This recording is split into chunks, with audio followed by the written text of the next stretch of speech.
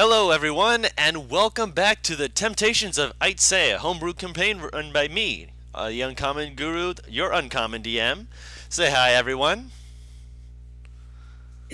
Baron. Hello. Baron disappeared. Oh, He's of course. As soon as I really start, far. oh no! As soon as I start the recording, he vanishes. Oh no! Aaron, I why? thought he was back. I know it probably was. The good girl he is watching over was probably as soon as I'm about to start the recording, she started barking, and so he stepped away. But he didn't say that, so um, I'm gonna stall for time. But he's on kind of. Oh Oh god. gosh. Varen was supposed to start off the introductions of everyone after I finished, and he probably was stepping out to take care of his good girl doggo. His dog's probably barking because she had to go to the bathroom. I know. just okay, just for clarity's sake, maybe introduce the players this time. in the I, next I will stream. introduce the players this time. Our missing member to begin with is played by Varen. I'm so sorry. Listen. I have over 70 names to remember at this point, not including the NPCs that I have. You will let me have this. Oh my gosh. Okay, so Varen, Varen, who plays our wonderful wizard Ixius. Naivara, who is played by the Gigglefit Paris. And we have Zadim, our Azamar Ranger, who is played by the fabulous Madrino. Thank you so much for being with us. Why, thank you. Yes, he might have to step out later on, but we want to make sure that we could try and get in as much time with him as we could. If he doesn't have to step out, hooray! If he does, aw. But I suppose it is time for the that nice end recap. So, when we last left our group of adventurers, not sure if we'd call them heroes just yet, but they're well on their way. They had been traveling their way up towards the Northlands. They had been speaking with various people after getting off the Colossi, and eventually they had found a large, cavernous valley where a kingdom had once stood. But this place being in between two different I'm back. Sorry. countries, no problem. It was the good girl. We understand. Uh-oh, computer, please. Suddenly, it just showed the background. I'm like, no, I'm trying to. I'm still trying. Sorry, I'm going to getting back to what we were talking about. My apologies, everyone. Shh, you.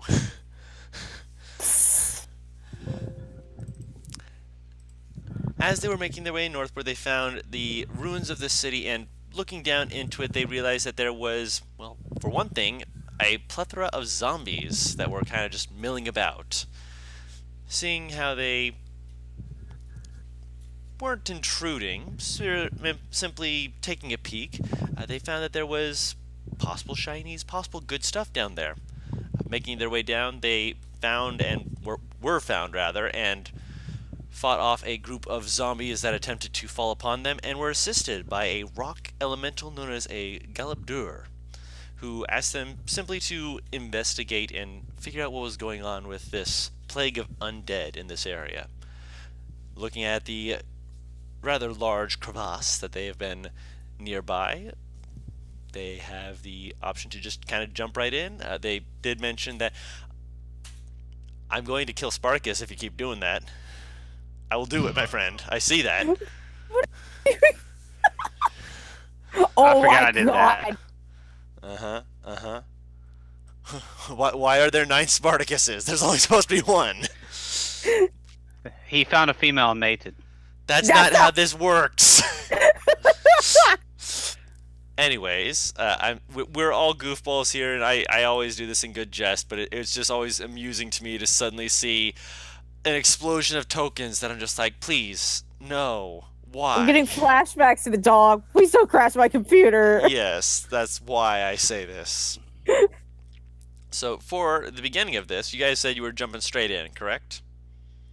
Then I we've thought you already were taken taking a a You rest. took a short rest, yes. Yeah, I'm using arcane recovery. Mhm. What can I get back? You got it. I'm sorry.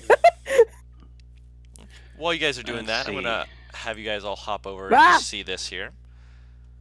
I'm going to get a second level spell back. 10, 15. What the fuck? Why did that look like a dick to me? You know, that's on you. That's why I said why. There we go.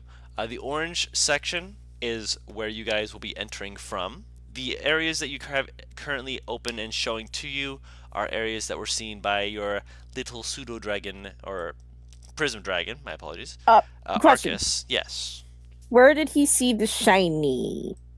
To the right. I am currently in red. Hold on. You can't see Danny. So- He went into. He said I said he had seen a big room, gone in, seen a path to straight and right, went to the right, saw the shiny in this room, realized he had to get back. You said this room, but Yes. I'm assuming the one that I'm pinging is what you mean. Yes, that Okay. is what I pinged. I had to It change my didn't- color to yellow. My color It was didn't. red. It didn't show the ping when you said this room. Yes, and that's why I said, "Oh no, I need to change the color. I am also red." No, I mean like after it changed to yellow, the ping just never happened. I swear I pinged it. The recording It's will show that pinging. I pinged. It's pinging now. I believe you pinged. I just believe something went wrong. Fair enough. So, you were doing your arcane recovery for getting back your half your level in spells, Mm-hmm. doing the wizard thing, Yep.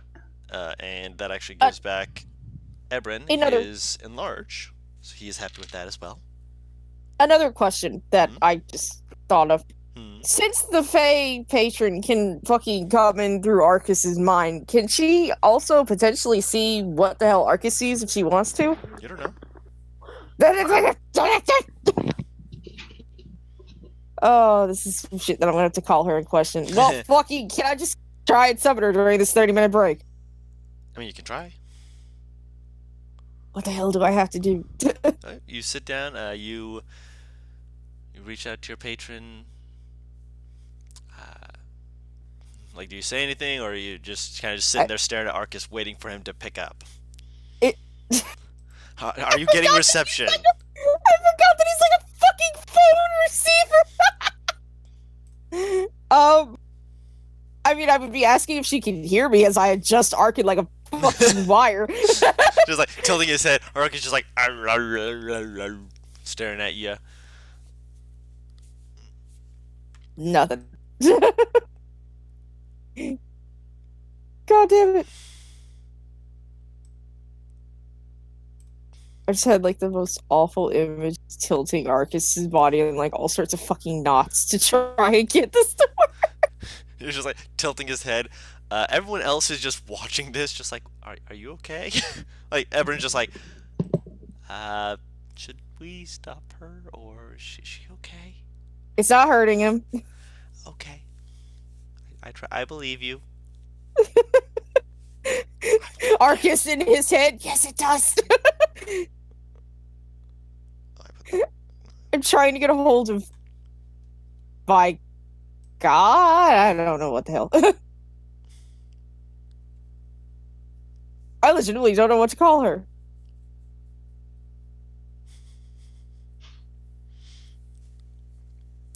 If Arcus just kind of like stares at you for a moment, then he kind of just sticks out his tongue. Blim. Well, that's not working. Can I? Why can't you contact her? She's like picking up Arcus underneath his front, up underneath like his front arms. It's like you're and picking up a holding cat, him up. just like, why, cat, why do you forsake me? And Arcus is just staring back at you, like tilts his head slowly. Blim.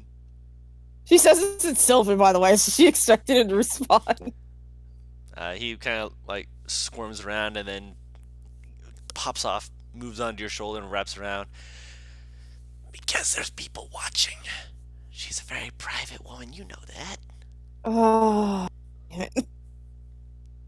I'm not going off into the woods. I mean, that's on you. By the way, I realized that poor Everett is sitting here listening to these motherfuckers scream in what is effectively like. I mean, you're screaming, Advanced he's Elven. whispering. He's just like, Why does she do the scream in words I don't understand? It sounds like a tree is falling down. Is this what they mean if a tree falls in the forest that someone Can will you hear hear it? Because I can hear it loud and clear. Why do we have a billion initiative rolls? What? What? We have so many initiative rolls. What the hell? I was trying to see if I could get a nat 20 more than once on Spartacus. He got a nat 20 once. Oh, I didn't even see that up until you pointed it out. That was why I was trying to see how many initiative rolls I could get for him, and I got one nat 20 and one nat 1. I'm like, yeah, that's pretty average. Why the fuck? I mean, I know why. You explain why, but Jesus Christ. So you guys are making your way into the crevasse. indeed. Alright. So you hop right on down. It's pretty easy without any guards from the zombies who are, well, they're all either scattered or dead at the moment. The ones around you that were guarding this area are taken asunder, and they've left you guys pretty well off, all things considered. I mean, you were expecting, a lot more, damage or something, and just, no, you're just like, yeah, cool. Okay. What This is the HP is thing. Ebron at? He's off by like 2. Oh yeah, then he's good. Yeah, he got hit like once, and he kind of just like, but why?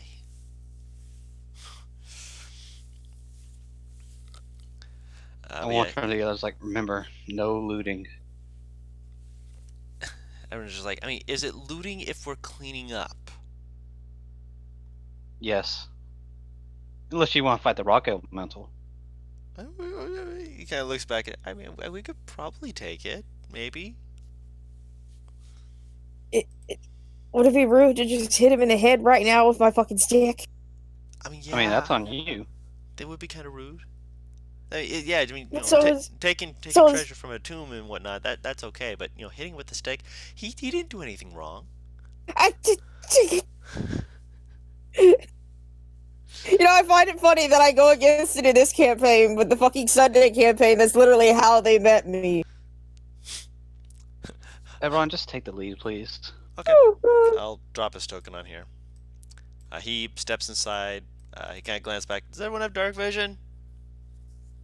I think I do. I don't remember. do. You do. Snake people. Yeah, I do. It's the first thing on my feats. Yep. Everyone should have dark vision. He's asking just to make sure, because he's like, I mean, I know people have different preferences on how much light they want. Kind of shrugs. All right. He walks into the first area, battle axe in hand, shield in the other. Just slowly. I want to do like an active perception check, I guess, Okay. or traps. Go ahead. Yeah, because right now he is not. You're like, Ebron, go ahead. He just walks right in. But you can absolutely make the perception check. Can I roll with him?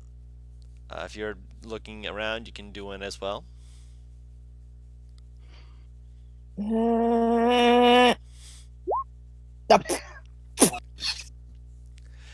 The area that you've currently entered, it's clear from the area that you entered in from that there was a secondary tunnel or pathway that you guys have essentially kind of hopped past, because this looks like this is a possibly some kind of either work area or dining area from a place long ago. Mostly there's tables, there's a scattering of different, looks like just various items on the table. Surprisingly, as you're looking around, Ait'seh, you're just looking around just like, yeah, this place is old, but Naivara, you're looking around, it's old. Like, you can tell that it's old, but you move over to one of the tables, just being very careful, making sure, keeping an eye out for traps, but you kind of just brush your hands against as you have Arcus kind of jump down next to you on the table, kind of scratches at it, stares at the table, and in Sylvan he kind of whispers, "It's so clean here." Oh, that's unusual. Now I don't know a lot about. She's gonna turn to like Ixie and everyone. I don't know a lot about tombs and such, but usually they don't have people who keep them clean.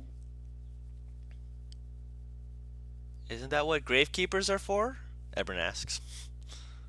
Yeah, but does it really look like the gravekeeper would come and visit with a bunch of zombies running around? And we're kind of in the middle of nowhere. Oh. When you put it like that.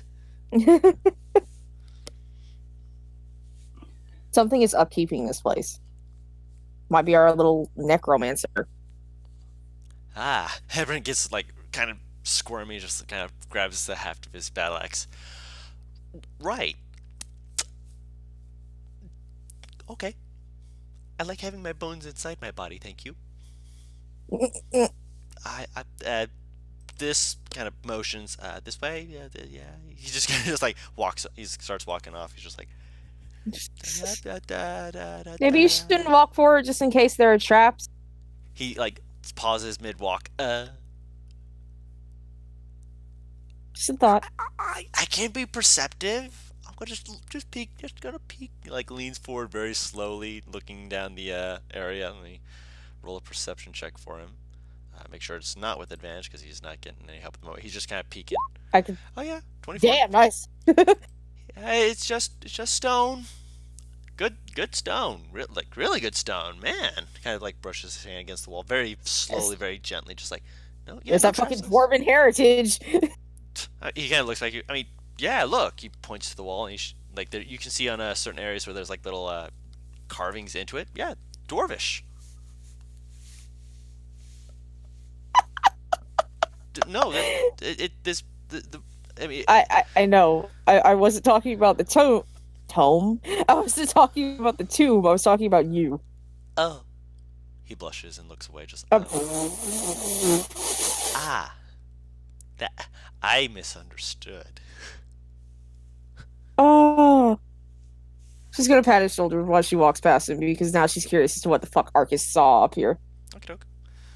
It was in the room, as I mentioned, which right now it's stone hallway. Yep, in that room. Yeah. I can't him because I have to zoom up so that I don't have to click on. If you click on yourself and then control click on Arcus, you can move both of you at the same time. I know. You can use the arrow keys to navigate as well after you shift click. Right. Yeah. Oh, is shift click or is it control click? It's shift click. Oh, it is shift click. I thought it was control click. My bad. It's shift click. Yeah, but yeah, you can use the arrow keys as well. I keep forgetting I have to use arrow keys. I am assuming this is a door. It is an open door. And every time I zoom in, it unclicks me, so fuck! Can we, like, Scooby-Doo the door and look inside? Yeah, I was about to say, I'm like, can I just peek in? Yeah, absolutely. Actually, no, I know what this fucking area looks like. Fucking Arcus helped me, I forgot. Oh, look, Bright Eyes is on the map. Just suddenly Bright Eyes is bumping into you, just like, Argh! Don't worry, Zadim, I saw you come in. But yeah, you've seen this area before. You didn't really get a super, good view of it because Arcus was just like honed in on that shiny, shiny, which is actually a couple of gold coins. Not looting. It's a trap. Looking at the gold coins, you can make an investigation check to try and look for traps. I shall. Because I would be up there with her, of course. Of course. Okay. Investigation? Investigation. With a 15, it looks like they were just dropped. Like they'd come from like a bag, or this room does have a bag as well as a desk and a few other knickknacks scattered about as well. Can I investigate the desk? You may. I will actually draw in the desk because now you actually have seen. Oh, that's not the color I needed. Oh, Zadim wants you to move him to the doorway. That's not the thing I need. Right, please get into the grid so I can actually make sure that You're actually in the grid, please. Thank you. You're such a beautiful bird, but at the same time, gosh dang it. Please do not be our trinket. I mean, actually, no, that's technically a good thing, but shh. I just imagine just like walking around the pile of gold, and when you draw the desk, just this desk materializes and she runs into it. In your vision, technically speaking, that would be what would happen, yeah. Yeah. Hey, back up. There you go. Right, yeah, knew it, Bant. Where the fuck did this desk come from? Oh, it's been there the whole time. Again, Arcus just wasn't No, paying I know. attention to it. Alright, so you're investigating the desk. Roll an investigation check. I don't know why you keep trying to jump on top of it, but sure. Can I roll with advantage with Arcus on me? Yeah. Arcus can hop off and look things over as well. Okay. Between the both of you quickly looking it over, you find that there is a few books on here. Most of them look like they're written in Dwarvish. One of them... Are they old and dusty? No. They're not old and dusty. Can I virtual cast comprehend language? Once you're done explaining what I find. Yep. If everyone's willing to wait the 10 minutes for that, yes. There is a ring that is also on the table. Just looking at it, the design is not Dwarven. Dwarven has a lot of very strong, striking edges to it, as prominent in much of their work and much of their structures. It's one of the reasons why they're able to work in stone, is because a lot of their angles they're able to get very well with the tools they use for stoneworking. This is a lot more fluid, almost looks like vines wrapping around. This is Elven. Yes. This is Elven make. This is Elven make. It is silver vines wrapping around a ruby. You said not to loot, but this doesn't look like it belongs here. If you want, I can find out what it is and decide if we should leave it. Please. Okay, While she's ritual casting comprehend language, You're I'm ritual casting identify. Of course. Alright. I'm just skimming over the books once I'm finished with the ritual casting to see what the fuck. Of course. Or you could just you could just give the books to our dwarf Everin? friend, Oh, hold everyone. up. Hang on. I'll be back real quick. so sorry. y'all can look at that while I'm ritual casting.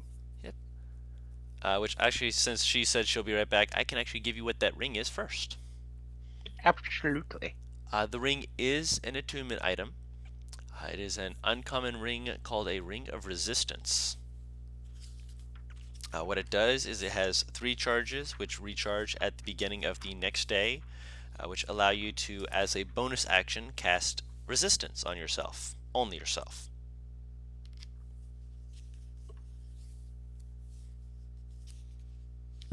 Resistance to what? Resistance. Once before the spell ends, the target can roll a d4 and add the number rolled to a saving throw of your choice. Not against like a element. It is on a saving throw. So if you're expecting to get hit by some kind of spell or other magical effect, you can have that running. It is still considered a concentration effect, but you can essentially cast it as a bonus action. Nice.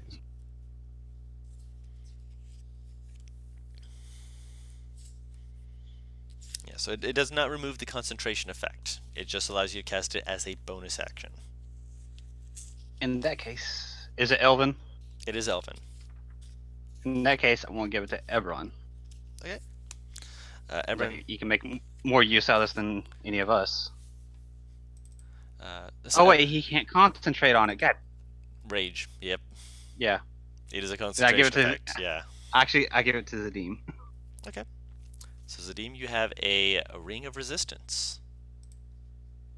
And do you need me to put that into your inventory? Please. Alright. I'm going to add that here.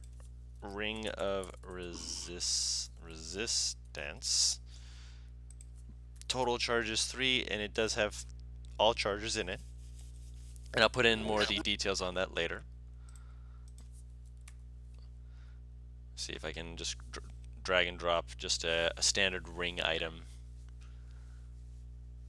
I'll just drop a signet ring just for the weight, which is, benign.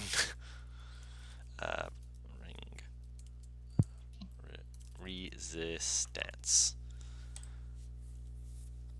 Which, 1d4 to an effect is pretty useful. Especially if you're like, yeah, I can, and you get to choose the effect, by the way. So it's like, okay, I succeeded on this. Do I have to roll the d4? No, not unless you're wanting to use it on that effect. And I will put in the rest of the details later to make sure that that is put onto there. So it's like using your reaction for help on a save? Yes, it's like basically using your action to have a personal bless, which I Version don't A. think that those counter each other, so I think you technically could have both of them going at the same time, but don't quote me on that. I don't know all the rules on that. I may allow it if that does come up, unless another rule, supersedes that in the future, which, again, this is just my understanding of it. Sounds good. Although bonus action isn't the same as reaction, so I'd still have a reaction, right? Correct. Basically, It would just be after you make the save, if you have used your bonus action before to cast resistance on yourself, you can then roll the d4, as long as you have not lost concentration. Yeah, sounds good. Yeah, and it lasts for up to a minute, just like the resistance cantrip. Pretty tight. Yep, so if you're going into an area where it's like, hey, there might be traps here, you can just put that on, cast resistance on yourself, and it's like, okay, I need to dodge. I don't think I succeeded. I roll an extra d4. Well, luckily we got a barbarian in the lead who has Danger sense. danger sense. Yes. He has been keeping a good eye on things so far, with all of the lack of traps so far.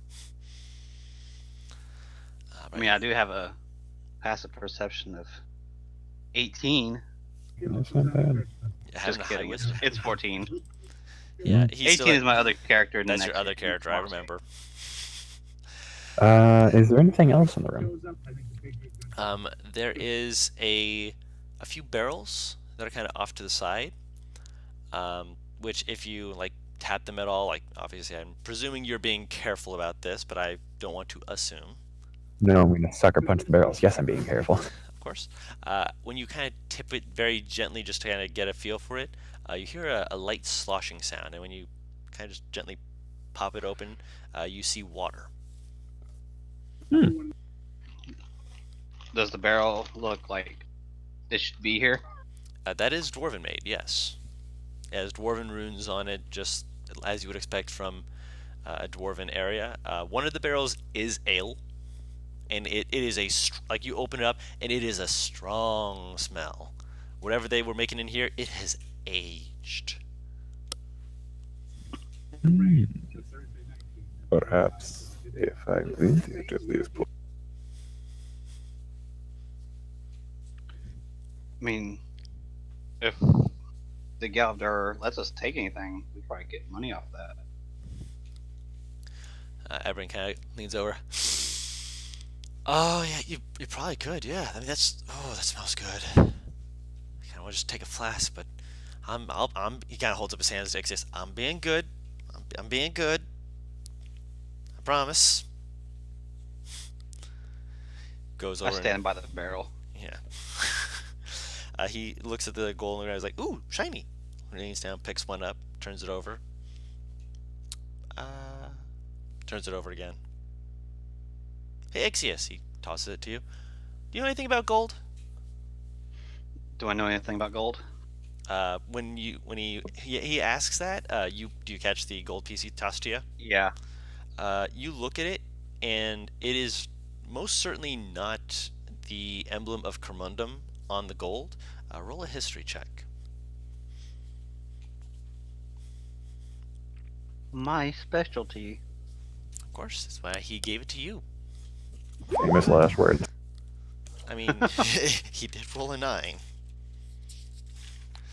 Alright, so with a 9, you look at it.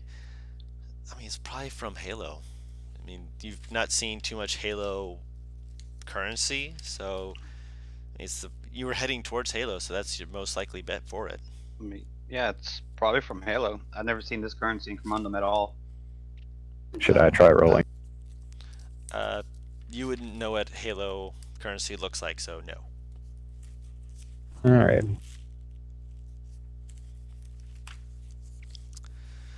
Still waiting on the comprehend language to go off and for Paris to get back. It's actually taking 10 minutes. We are being very authentic with our comprehend language. I know we weren't as authentic with the identify, and while I would apologize, this just kind of expedited the process a little bit. I'm back. Goodness. Sorry. Welcome back. We were actually just talking about you. Indeed. Yeah, he was saying you're like the worst person ever. I mean, of course.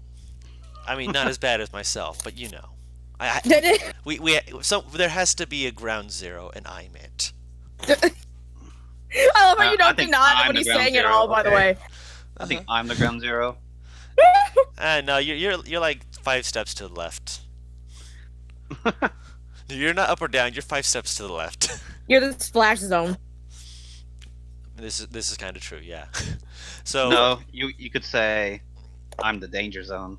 God damn it. God damn it. excellent. Also, what you missed is as you are beginning to use comprehend language, he finishes up, and you see. Well, you don't see him. You hear him say, "Hey, Zadim." Actually, he offers it to everyone first. Like, wait, no, you can't use that. He gives it to Zadim. The ring is a ring of resistance, which, as a bonus action, one can cast resistance only targeting themselves, which they still have to concentrate on it, but it allows them to add a D4 to a saving throw of their choice within that minute.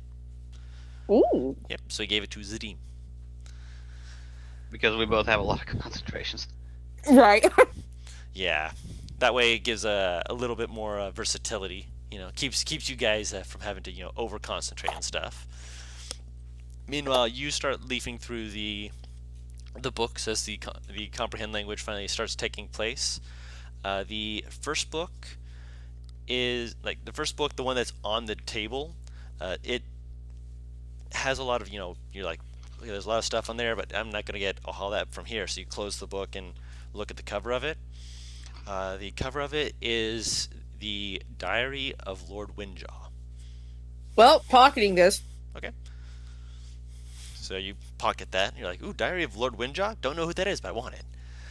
The other books you can kind of just glance at. You do see one of these books as you're comprehending language, like your mind is kind of cycling through, just like dwarf, dwarf, dwarf, dwarf, abyssal, dwarf, dwarf. And you kind of pause. I just imagine exactly, just dwarf, dwarf, dwarf, missile, dwarf. Wait. that one book that it looks completely in place with everything else, but as soon as your mind kind of goes through that comprehend language, you kind of go, back up a second. Reading the title of it, it doesn't have it on the spine. If you pull it out, it just has a symbol on it. The symbol is that of it's a very strange looking symbol, and it takes you. Should I roll for it? No, or what I'm I describing it. Okay. The symbol is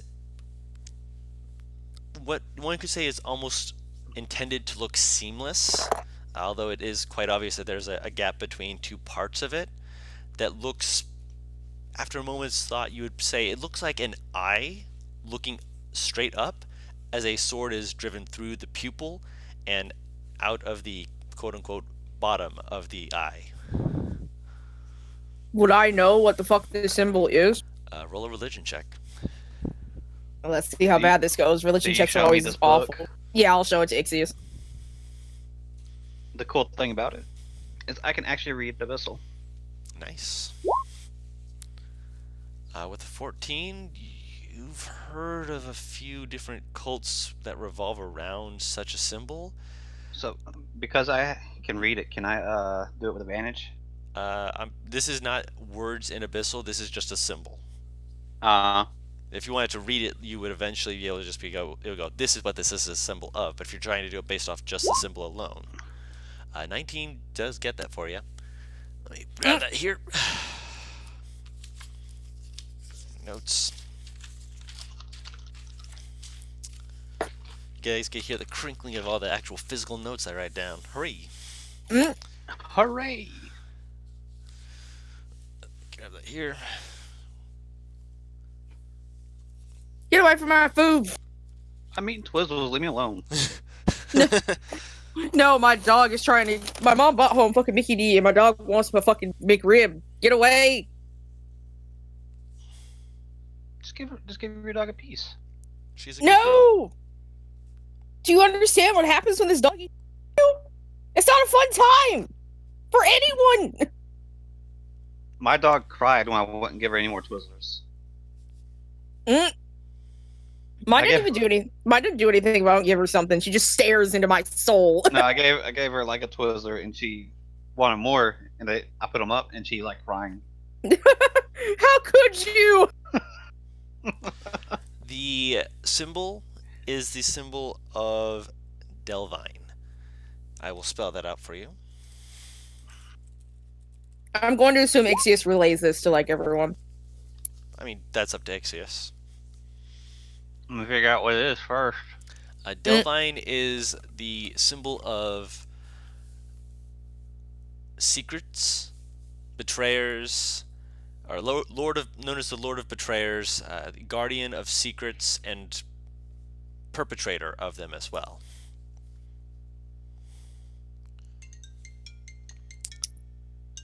Give me just one moment, guys. I have to take that call. It's probably for my household things. Okay. Give me just a moment. Be right back. Hello. I just broke stuff on my headset. No!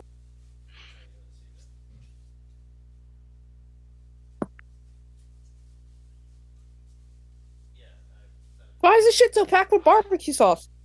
Because it's a McRib. Yeah, but they usually don't just like splurt out fucking barbecue sauce with a bite.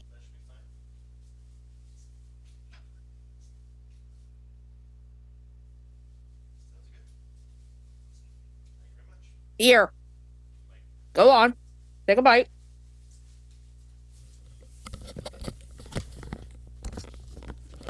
Wunderbar. So, schedule for Friday. All the good stuff is happening right now. Hooray! Alright, so where were we? Yes, Delvine, Lord of Betrayers and Purveyor of Secrets. Well, Purveyor and Creator of Secrets. Said to be a Lord of the Shadows and one of the Ancients. Which Ancients, as you've heard before, Ancients are generally referred to in a bad light as entities of chaos and destruction. Fun. Yeah, I'll relay all this.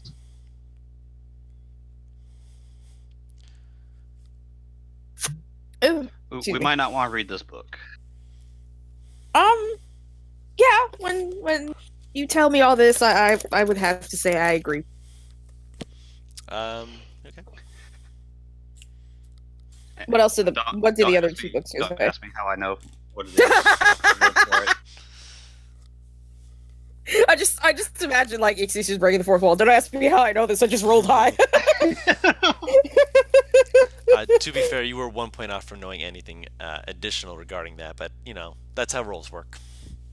I was 1 point off from knowing what you know. Hell. Yes, you were. But I mean, for a warlock, that would make sense. Yeah, for him it's just like, you must study a lot of books. Man, being a wizard must be awesome. Which actually is something that that Ebrin kind of mutters in the back. It's just like, being a wizard must be awesome. Just they know all of this stuff, and he kind of looks at his battle axe. Oh, But us wizards needs protecting. he kind of perks over that. It's like, yeah, kind of rolls his shoulders. Yeah, I'm helping with that. Gives a thumbs up. Aww. I'm helping. Is there anything else in this room or no? In terms of items, the other books that you see are like little other things. One of them is the history of various dwarven lords, which if you skim through that, it's basically just listing off lineage. So it's basically just watching son of, son of, son of, son of, son of, son of, son of, son of. I am going to pocket that one as well. Okay. Because you know what, Don? You made a joke about that. Do you understand how much historians pay for this shit? Oh, I'm aware. Are you sure you want to take that when we were told not to take anything that belongs to this tomb? I don't even know if this belongs to this tomb. It's clean as hell. It's not rotted or anything. And actually, when you pick it up and if you like leaf through it, like turning it, you know that new book smell. Yeah, yeah. Yeah, it like you open it, it has that all of these books that have been in this room have had that smell. There's no way this belongs to this tomb. Trust me. There was also one other thing on here, which is that on the desk there is a little pendant, which has a big opening in the middle, making it look like a wheel, like a spinning wheel. What the hell? Ait'seh, you want to do your thing again? Do we have time? We kind of need to get going. That's up to you guys. I'll pick it up. We can identify it later. Okay, so you pocket it. Mm-hmm. Okay, I just put pendant question mark first room. If you want to be specific about where you got the pendant from. It's a cursed item. Ooh. That's why I wanted you to identify it. I think we can spend 10 minutes doing it. If it's a cursed item, you would know. Which Right now. I think with cursed items, you have to attune to them first. And I don't even know if this thing is magic. So you guys can continue going. In this case, it will be considered northward on the map, or do you guys want to go back and check out the other area? Which also, it is not a dead end. This is just based off of what you were saying, which if you were to go down that area, you do see that it does actually go quite a few squares beyond what I drew on the map, and has a split that forks in two different directions. So basically, you hit the wall, and then there's two paths. So, split the party? No. Hell no. Because that leaves one of us blank. Let's just keep going north for now. Yeah. Is there any chance that... Do I have to sit still to ritual cast things? Yeah. Damn. I will check. I don't know what the ruling is regarding ritual casting in terms of moving around. When I think ritual cast, you're putting down like chalk and like a pentagram, lighting essence, and all that stuff. Right. Takes 10 minutes. It also doesn't expend a spell slot. To cast ritual, a spellcaster must have a feature which grants the ability to do so. A caster must have the spell prepared or have it in a list of spells known unless the character's ritual feature specifies otherwise, as the wizard's does. It doesn't... Oh wait, I don't have to have it prepared to ritual cast it? Yeah, the caster must also have the spell prepared on his or her spells known, unless your feature specifies otherwise, as yours does. So exactly. You do not have to have it prepared. You just have to have it in your book. Oh, I did not know that. Yeah. So you want to identify this thing while we walk? And yeah, it just says that if it has the ritual tag, it takes 10 minutes to cast, but it doesn't say anything about having to sit down to do this. You just have to make sure that you have the proper materials to do so. And I do. Yeah. Oh. I guess I'll hold like someone's shoulder as they're leading me. Okay. So Ebron will keep on the front, keeping an eye out on things. I will roll a perception check for him. So if he's in the lead, I'll probably be like holding on to Navarra. Okay. Alright. Don't worry, guys. Ebron's got this. Oh God, what do you roll? Oh God. I think I'll proceed. I think I'll proceed with him, with Arcus to help me, because naturally I'm gonna always do that. It's going to take you more than 10 minutes as you're going down this pathway, because it goes down for a while. You see a few other rooms. Most of these rooms, again, as you're basically you're actively looking around through these rooms. Most of them, again, are clean. They are very, very clean. Like you go past a room, and you see what appears to be like a bed that looks like it should be. I mean, this is a tomb. This should be like decomposed, moth-ridden. Something should be off about this. It is clean linens, fluffed pillow. The room looks almost immaculate. What the fuck? Somebody's definitely living down here. Which eventually you come out, and there is a area where basically you're coming up to like a railing that has a view of a drop-off, an expansive area of an underground looking city. it's not like a structured as a well-functioning good city. It is like someone took a city and curved it into a bowl, so there's a clear indication that there was some kind of epicenter fault line of them being crushed together at a certain point, and no building is standing completely straight up and down. There's like a slight tilt to all of them. What the fuck? This is weird. Mhm. This is very weird.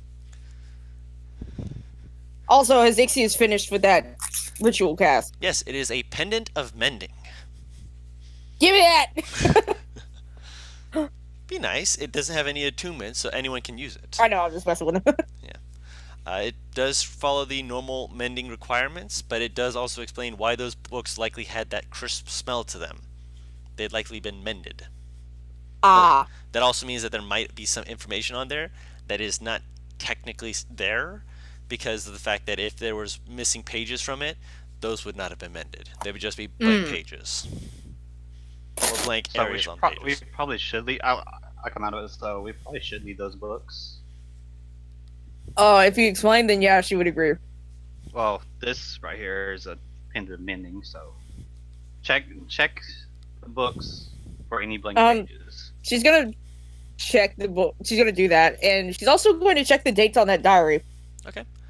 The dates on the diary do date back about 150 years ago. Up until Okay. the last few pages. When the fuck are the last few? What's the dates on the last few pages? Within the last year. And they are written in the same handwriting. Elven, right? Dwarvish. Dwarvish. Yep, this is for the diary of Windjaw, Lord Windjaw.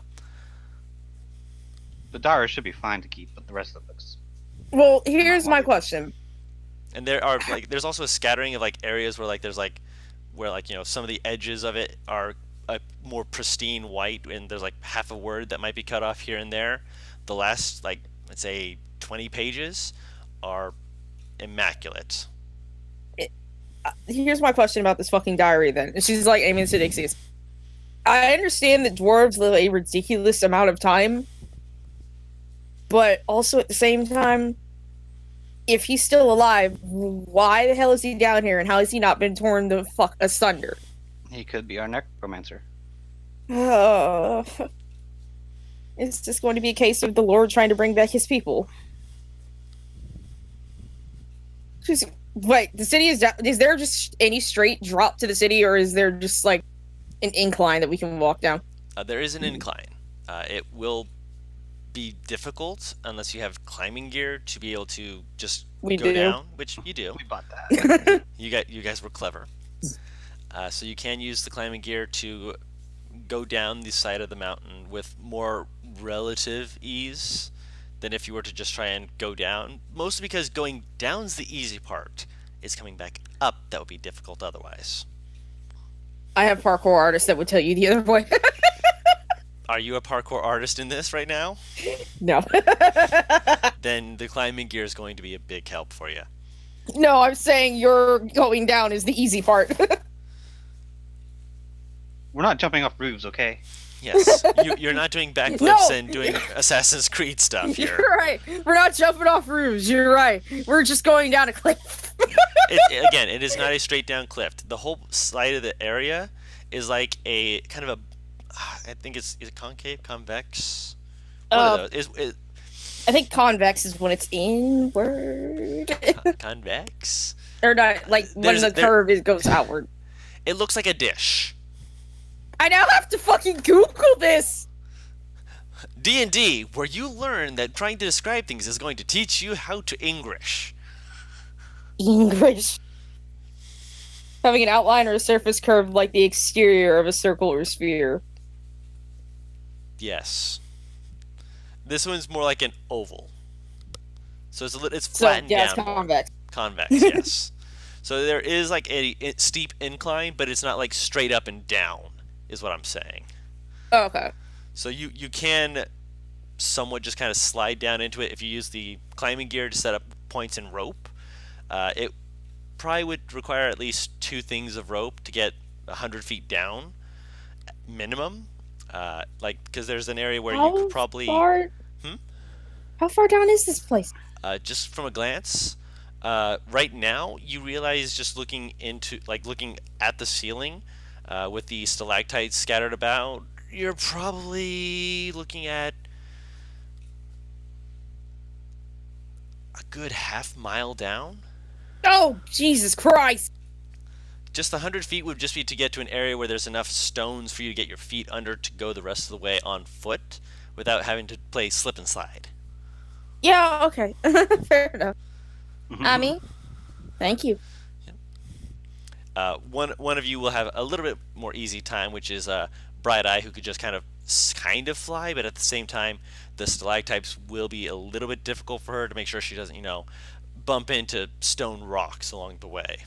I'm gonna send Arcus down so that he's like a good 100 feet below us at all times to make sure there's nothing like oncoming. Okay. Actually, no, excuse me, 60 feet, because that's the way that I can control him. Telepathically telepathy. Communicate. Yeah, I get what you're saying. So he turns invisible and flies ahead again. He's keeping a close eye. Roll a perception check for him.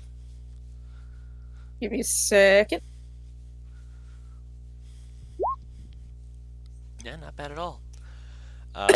Using your climbing gear, I'm not going to make you guys make any kind of athletics check to get down, or you wouldn't have had to regardless, but along the way you can set the climbing gear so when you're coming back up, you can just basically use the rope to get back up without requiring any checks. Otherwise it would have been athletics checks to get up the side of the mountain. But you guys slide on down. You don't see him flying, which is probably for the best. At a few points you hear him in your head just kind of say, get down, get down. You quickly get everyone to kind of slow down, get down, as you see bats just kind of flying around, circling around in various areas, just going to and from. There's a few cracks in the ceiling where they're likely being stirred up from little beams of light that are coming through. But they're so far scattered, that's probably why this place still has any kind of structural integrity still left to it. Mm-hmm. I'd say within a good half hour of climbing down, because you guys are fairly strong and hardy people. I'm pretty sure Ixius would be one of the only ones who would need a little bit of help just getting through a few areas to make sure he doesn't, have any issues. I don't remember what your strength score is, but if I remember right, it's one of the lower ones of your skills. It is. So yeah, everyone is happy to help you out and just make sure you It is 10. Yeah. Yeah, everyone helps you out. So sad. It is 10. I mean, to be fair, I understand what it's like to have a 10. I do. I don't know what character you're talking about. I mean, no, to be fair, I've also had an 8. That was Jackson's wisdom. Yes. He is so That's terrible. right, you negative. Yeah. Ironically, though, if you put a point into proficiency in a skill, proficiency will overcome that. But it doesn't help if you're just like, I have no perception. Anyways. Now you see how guys- Peta feels. I've known how Peta feels. Anyways. So you've made your way down, you're keeping your eyes open, and you can actually see the buildings. They are haunting. It's quiet, and you can see that there was definitely a beauty to this place at one point.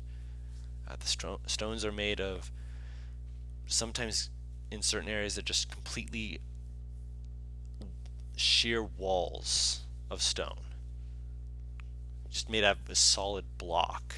Like they have found a large enough piece that they just carved into it. Others are made up of brick by brick, and each one is made to look the part of that particular area. And you start to notice that each of the different stone buildings have a different kind of a color coordination to them. Yeah. Of course, no worries. You enter the first part, like the outer ring of the city. There is a lot of reddish sandstone, which, just kind of looking from house to house, you'd presume, just from a glance, this would be sort of an area which would have at one point been like the suburbs, where you'd have people running from place to place, housing and such like that, where people could, have kids. It's quiet. Just very soft. You hear the sounds of the bats in the air. Other than that, not much. Is it like a big city, like a straight up city? Yes, this is a city. At one point, this had been a capital city, as I mentioned last week. Hmm. Is there anything that stands out in particular in the areas that we can see? Roll a perception check, or an investigation check if you're going to actually go in and take a peek. Now, if only I had advantage. An investigation. Yeah, 'cause Ignore the advantage. it's just 19. Yep, you both are investigating. Zadim, do you need me to roll for you? George, what are you eating? Okay, gotcha. Want to know? I was Just gonna. Mhm. In my head, before I rolled, I was gonna say give advantage with Arcus, but at the same time, he's my little guard, so no. Yeah, he's currently on top of a building, keeping an eye out on things for you. He's your invisible sentry. Going inside of various areas, these places are less clean. The age and visibility of an area that actually has, wear and tear and a sense that time has passed is more evident here, where you see that there are clothes that have just been completely faded.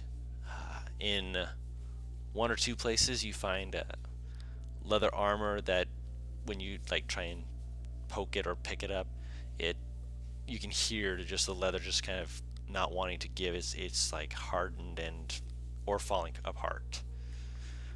The steel has multiple bits of rust that kind of just cover each and every bit of it. There is a few blades that you see and hanging on walls when you enter various homes. One or two battle axes. With a 19 and an 18, I will say that you do find one home that does look like it is a little bit more upkept, but that layer of dust, everything else to it is still there, and it looks like that one was completely emptied. There's no other little knickknacks in it. Whatever was in here has been removed. The coat of arms, which has weapons for some of them, does not have them. I want to take a guess and say this is our culprit's old home. Can I investigate? Is there any other rooms in this area, in the house? In that particular house? Yeah, the clean one, or the cleaner one. Okay. Roll an investigation check. Hey Zadim, are there any kind of tracks from here going elsewhere? That's a reason. Zadim would be rolling a survival check if he's looking around for that while she's looking in that house. In that house, you begin looking around as those two are talking outside. You spend probably just a few minutes just quickly trying to peek around, see what all is going down. And you realize that there's an area that you haven't been checking in a few of the houses, which is, it looks like there is a basement area. Going down. Go ahead. I'm gonna whistle and call Arcus with me. Arcus, you feel him land on your shoulder and then phase into existence. She's going to head down to the basement with her dragon. Okay. Her dragon. You head down into the basement area. The area is just as dark as everywhere else. In fact, it's a little bit darker. dark vision does help you out. Everything's in kind of That's grayish, kind black of like, and thank white. God for fucking dark vision. Especially with the door open to give you at least a little bit of light, so you're not completely flat-foot in this area. The room is looks like a storeroom. A couple of barrels against a wall. Looks like there had been an old sewing area off to the side. One thing that you would eventually kind of just look around is you kind of stand in the center of the room for a moment. This is another area that is clean. Like fully clean or like Fully. cleaned of things? Like What when you're kicking your foot, no dust, no cobwebs. The barrels look like they're bought yesterday, or at the very least within like the last month. You're not sure if yesterday's the right way to put it, but Question. Mhm. As a half drow, would I have the spell Fairy Fire? if you take the drow spell casting feat, I would say yes, but not innately. That's something that you can't unlock. Okay. There has to be something that I have that can produce fucking light, because I don't think I have a torch. Do you have the like can't? I mean, if you got like a traveler's pack, like an explorer's pack comes with 10 torches. I don't know if that's what I have or not. Let me look. I'm sorry. You're fine. I mean, you're an outlander. I would have thought you had an explorer's pack, but that's just me. I don't think I had the. You, I don't think I had the Explorer's pack, as far as I know. I think I took the Scholar's pack, I mean, or would that be something else? I don't know. Hold on. Well, fucking Arcus's dancing lights apparently. yeah. So I could use that, but I'm scared that magic would tip something off. Give me a second. I hear your burps. You just got no. That was with my mouth closed and everything. You know I'm just fucking with you. Don't worry. I know. I'm just saying. I'm surprised you heard it.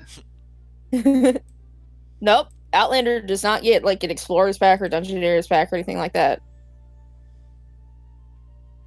Says the equipment: a staff, anti-trap, from an animal, traveler's clothes, and 10 gold pieces. Yep. So And while dancing lights it is. Yep. And while I'd say that Zadim, you could help, you've never shown that ability, so she might not know about that. Otherwise, I'd say yes. So. Sure you have? When? And that was probably earlier in the campaign then. I likely forgot. If you did, I apologize.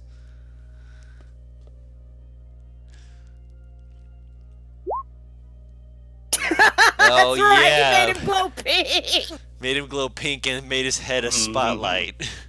he cast on the inside of the hood. I remember that now. So yeah, you have seen Zadim do that, but Zadim is upstairs. If you wanted to go get him, you could. Otherwise, Arcus can make a dancing light. I'll just have Arcus do it. Okay. Because they're doing something on their own. Arcus, you see his eyes kind of flare with arcane light as a like little spotlights just kind of float around for a moment. They come, and it forms into a medium-sized humanoid that looks vaguely silhouetted like you as it kind of bows to you and kind of like waves. Arcus doing Arcus things. Did you make the light after me? He looks at him with shifty eyes. And don't worry, Zadim, I will get to your survival check. She just scratches his chin before she starts walking forward. The light illuminating does show that this place has been lived in to some extent. It shows various markings on various walls. Most of them are in Dwarvish. There's no sign of anything Elvish in this room. What's the distance for fucking dancing lights? In terms of light, In terms of if I have the person who cast it move. I think it's like 60 feet. Can I send And Arcus he to can do go that up? as well, so... I was asking if Arcus could go up and get Ebrin. Okay. I'm not sitting down here for 10 minutes. Yeah, if you wanted him to go up, he could just bring him back down and then cast it again. Okay. 120 feet. Yeah, easy enough. So Arcus flies out, kind of gets everyone's attention, like, and everyone's like, what? Did my bar fall down? Okay. Timmy fell down the well.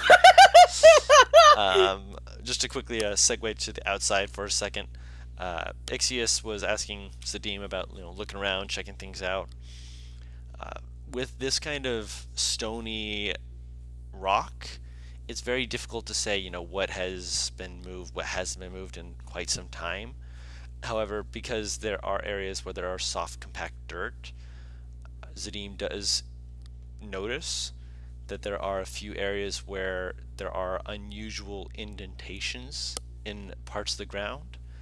And at one point, as he's just kind of looking it over, taking his time while Nevar is doing something in a basement, he does notice that there is one set of tracks where one foot is coming down, but there's a drag mark for the other one. So, like someone with a fucked up leg. Yes. Hi, Peppers. Which, if you want, you can be following that while she's doing her thing. I realize if they just look back, because I doubt they were watching me move around, I've just vanished. And now so has everyone. Kind of.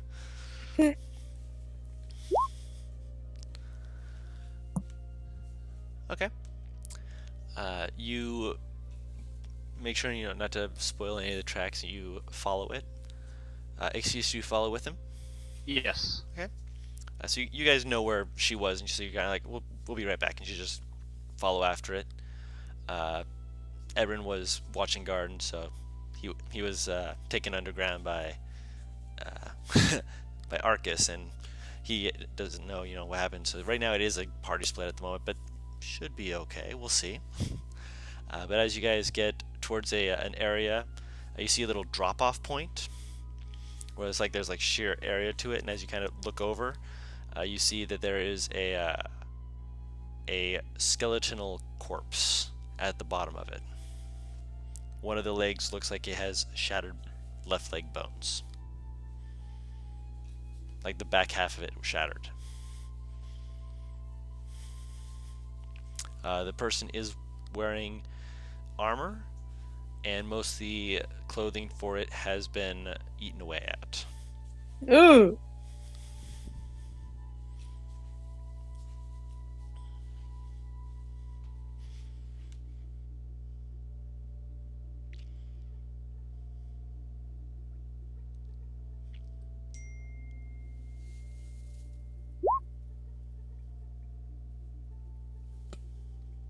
Okay.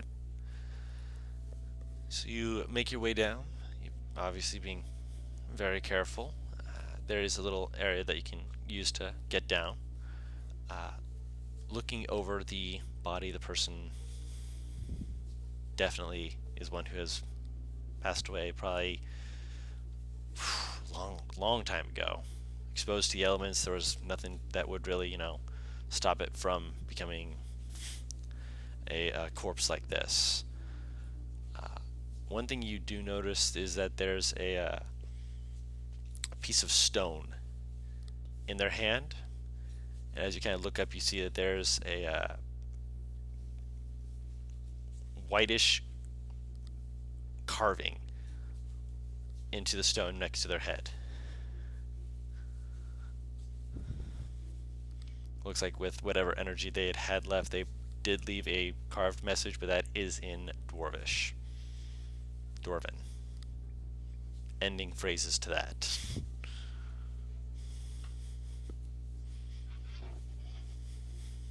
Is everyone there to see it? He's in the building at the moment. Okay. You two went off, and he said he would watch over Nivara.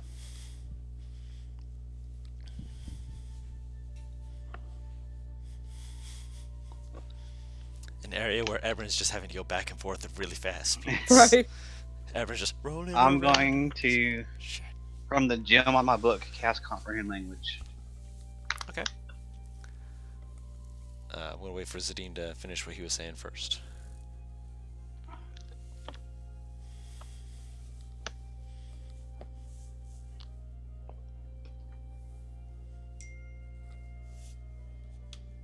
I hear a dingy ding. Yes, it's my father. He is texting me. Your father. Your father unit.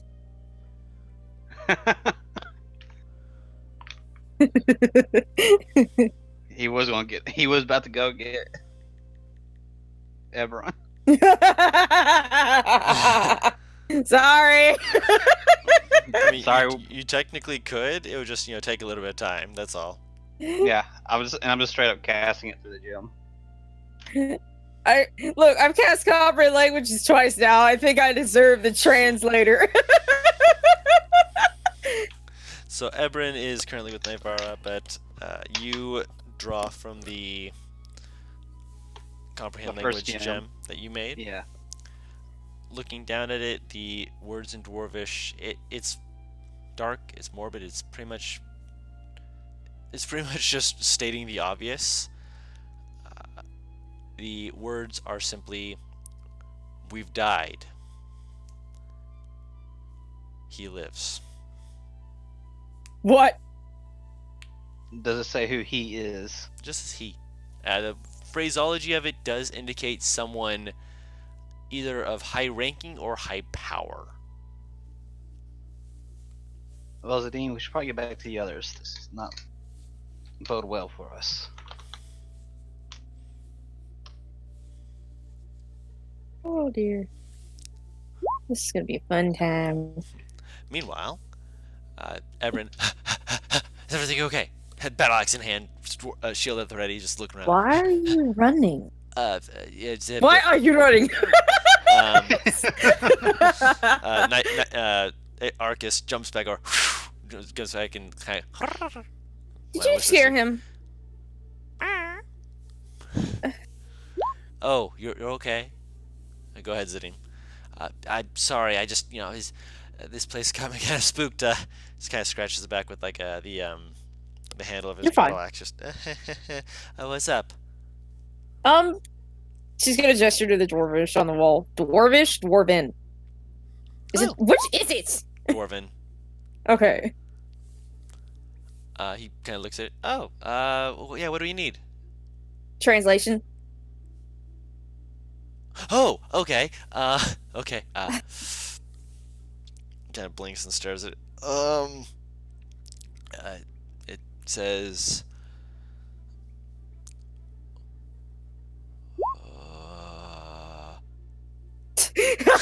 Damn, Zadim! Zadim said, "I'm out." Zadim. Someone here who's strong. Peace fades away. Right.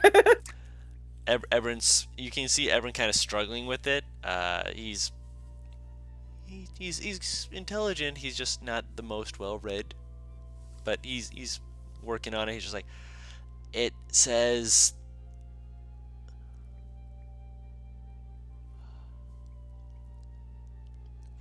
We were told to hide. Shadows are good. They are bad. The nice man said he knows a way out. What the? He kind of tilts his head, scratching his neck. I'm back. They couldn't take me. I know the Lord is still here. It sounds almost like the talk of a fanatic. Praise Delvine. Oh. Who's Delvine? Oh. Remember that book that Ait'seh told us about? Oh yeah, that guy. Why is Yeah. Fanatic. I mean, he motions to the two walls. He taps the first one. He kind of like motions to. He's like, you see this one? Yeah. That's like, kind of taps his thumb against his chest. I would write that. So when I was like it's... a kid. But What this, he points to the other wall. Just looking between them, now that he's actually pointing it out, the first one is like all kind of broken up and craggly. It's also at a smaller angled place. The other one is much higher. So, what you're implying, from what I can tell, is that a child wrote this. Or a child wrote this up as they grew up, if it's getting higher. If it's the same person in the first place. I mean, if it is, or, if it was, a child growing up, he kind of motions to all of the walls around him, then wouldn't all the walls be covered? That's true. Someone got out of here. And then they came back. That's weird. How would they come back? Okay. Is there any way that I can investigate, like, the area around to see if perhaps there is an imprisonment of some sort, if that makes sense? An imprisonment? You can... Like, is it someone had been trapped down here in some way or manner? With the nat 20 that you had before, there's nothing imprisoning about this area. Okay. When you tried to go down, it was unlocked. There was no bars. There was no locks. There was nothing to prevent you from going up or down. Okay. So this is fucking weird, and I can't make heads or tails of it, so I guess we should wait for the two smarter ones to come back. Yeah, I mean, you're really smart, and you're really good at figuring things out. I mean, I just kind of notice some stuff occasionally. I mean, you kind of have the better run of this. And at this point, Zadim would be back at this point and probably notice Ebron's gone and be able to just kind of... I want to see if I can perceive Zadim coming in. Since this would be since he's talking to you and technically it would be considered a passive perception, he beats your passive perception. So Damn. He's just... Zadim would be able to come downstairs just completely silent at the moment, just kind of peeking to see Ebron looking very bashful and just like, hey, I mean, you're smart. I mean, Ait'seh, he's like the smartest person I've ever met. I mean, there was a really smart person I knew before as well, but I mean, he went somewhere else, and I mean, I didn't get to see him again because he had other things he had to do. I just imagine Zadim just creeping in the fucking doorway, watching this with like a fucking grin, waiting for someone to fucking notice. Oh no, you have been spotted. I'm assuming Ait'seh is trailing behind him. Actually, Yeah. Okay.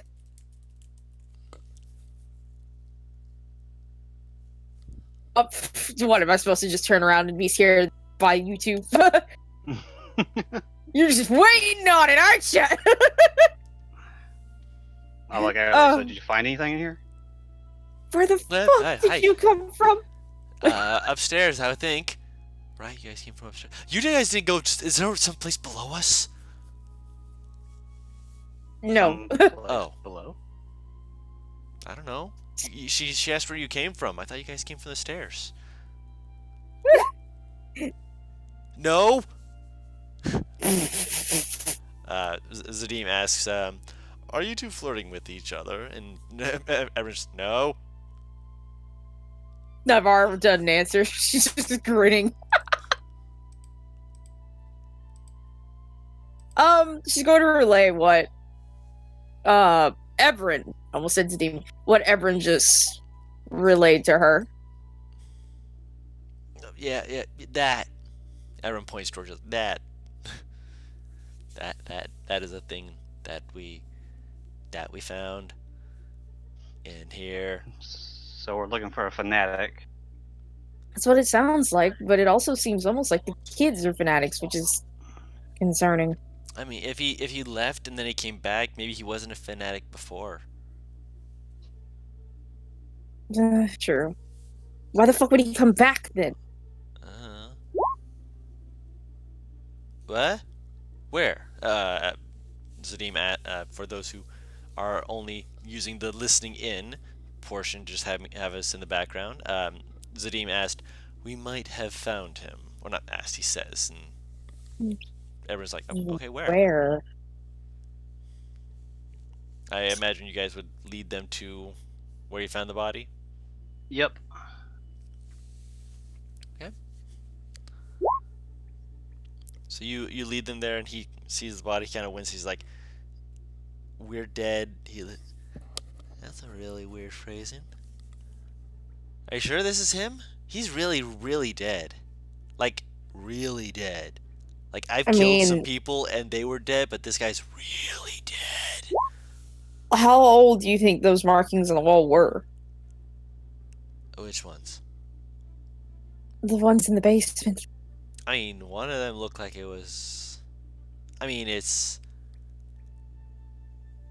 Actually, let me see here. 'Cause I am going to have Ebron roll an intelligence check with advantage because of stone cunning. Which I think... Does he have stone cunning? He should be. He should. Almost any dwarf gets it, I think. Because even I have it. As your other dwarf, of course. Very good rolls for someone with -2 intelligence. Right! He kind of nods to himself. I mean, carving in a stone, it's not something that's, it's really...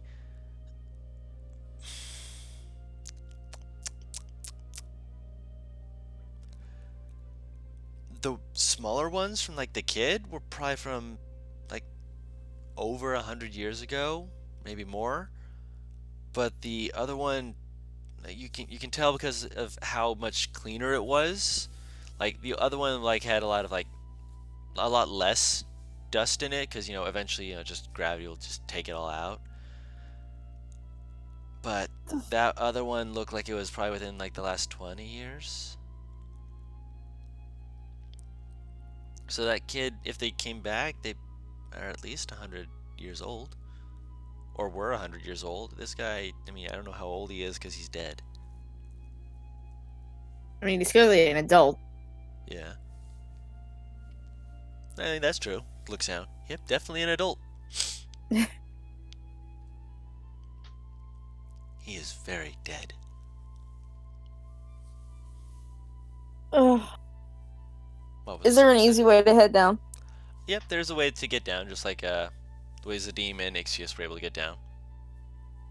I'm gonna head down and see if... Would I have noticed, like, in the diary, say, like, a coat of arms or anything specific like that? You can use that as a reference. Can I do that and see if I see a coat of arms on this? Does he have armor before I even said this? Yes. You said he had armor before. Okay. Can I see if there's maybe a coat of arms or the armor or anything that would match any of the books that I took? Yes, roll an investigation check with advantage. The book is giving you advantage. Okay. You indeed do find this. The coat of arms on there is from the Ironhide clan. Basically, the book, though, all it states is like some of the lineages of the Ironhide clan. It doesn't say, what the specific one's name is or anything like that. Naturally. But it does state that the insignia on it is the insignia of a silver boar.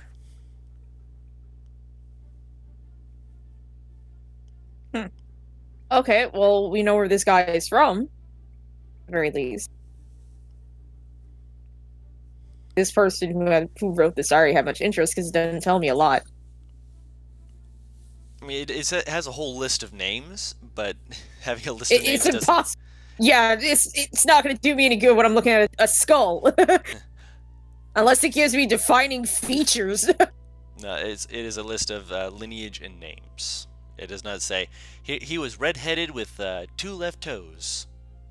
2 left. What? The other 3 he lost in a fight with an ogre.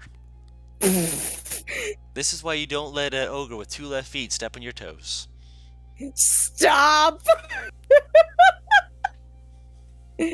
Oh god. Yeah, no information like that. Is predominantly a genealogical, hey, here's where this side of your family came from. Okay, well that told me something, but not exactly what the fuck it's doing here, or if it's the same guy who wrote it. Nope. She's gonna climb back up.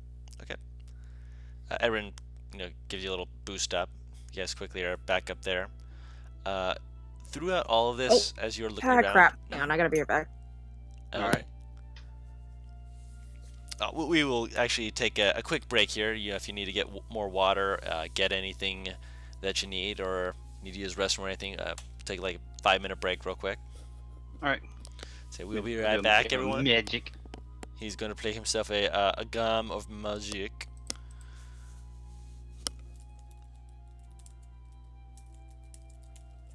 So I'll be right back, and yeah, like I said, quick 5-minute break.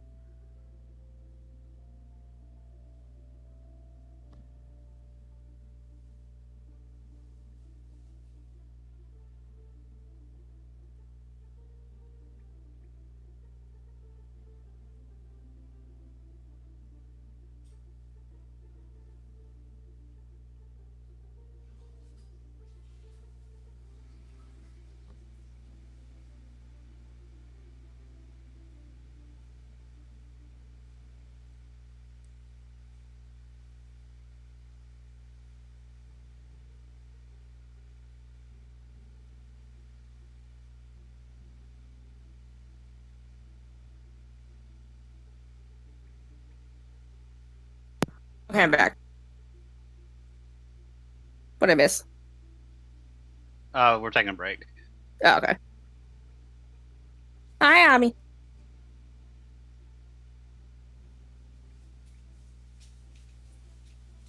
No.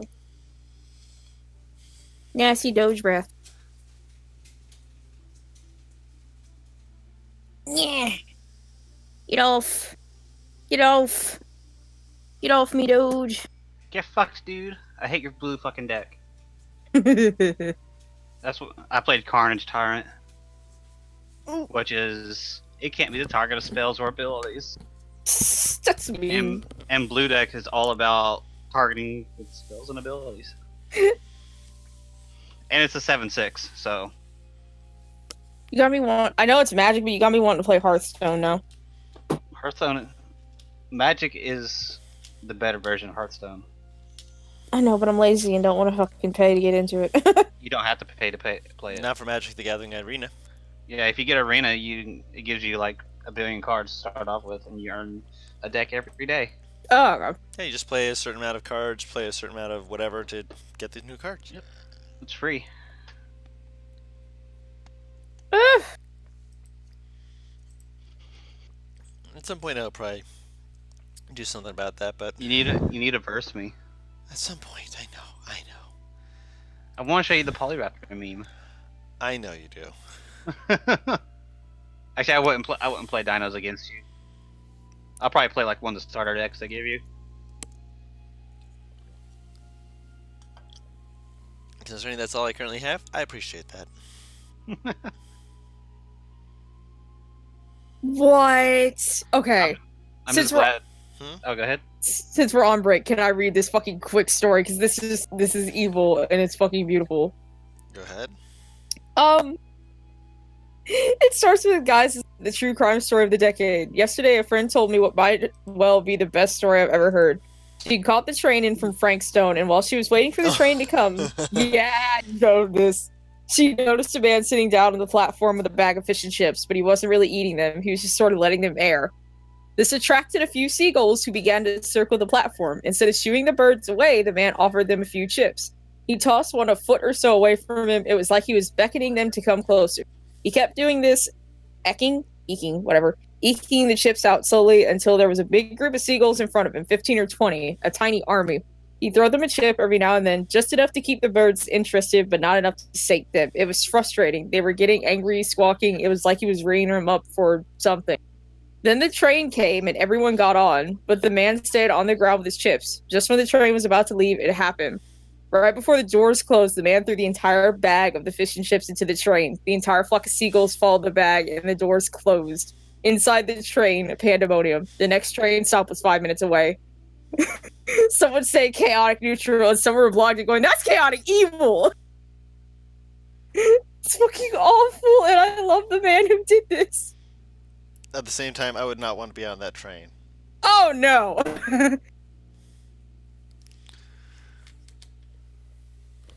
Oh. I'm gonna be fair, seagulls don't bug me, so you're just having a good day. You're just enjoying yourself. Then you just see a bag of chips fly onto your train. And all of a sudden, seagulls everywhere. Seagulls. Wait, why was there a train at the beach? it doesn't have, seagulls are everywhere, man. You don't have to be at the beach. Yeah. It's like the pigeons of the like coastal states. It's basically just pigeons, essentially, but you know, Bigger. seagulls. Seagulls actually scare the fuck out of me sometimes. Mainly because the first time I ever saw them, one tried to take one of my braids. Bad seagull. I don't know what the fuck it thought of. I don't know if it thought maybe it was edible, but, you know, sure, go off, I guess. Alright, and we're back, by the way. Clearly we're back. It's been 5 minutes, so I figured we'd hop back on. I did get a message from Zadim. I'm not sure if he will be on. I do see that he is showing as being on in terms of the voice chat, but I don't know if that means that he's on or if he just left like his computer running and so it just didn't log him off. If you're still here, just send a message in the chat so we can make sure that whatever goes on we can make sure Zadim's included. Otherwise, I will help autopilot Zadim unless someone else wishes to do that. I'm not good with this character, so go for it. So you want to autopilot Zadim or I? You. Me. No, okay, no worries. So going back to where we were, you guys had just found the corpse of a dead dwarf, as far as you can tell, because it was wearing the armor of the Ironhide clan. I hope it's fucking dead. Yeah, it didn't try and grab you, so that's definitely a plus. I poke it with. No, I'm kidding. I poke it with my staff.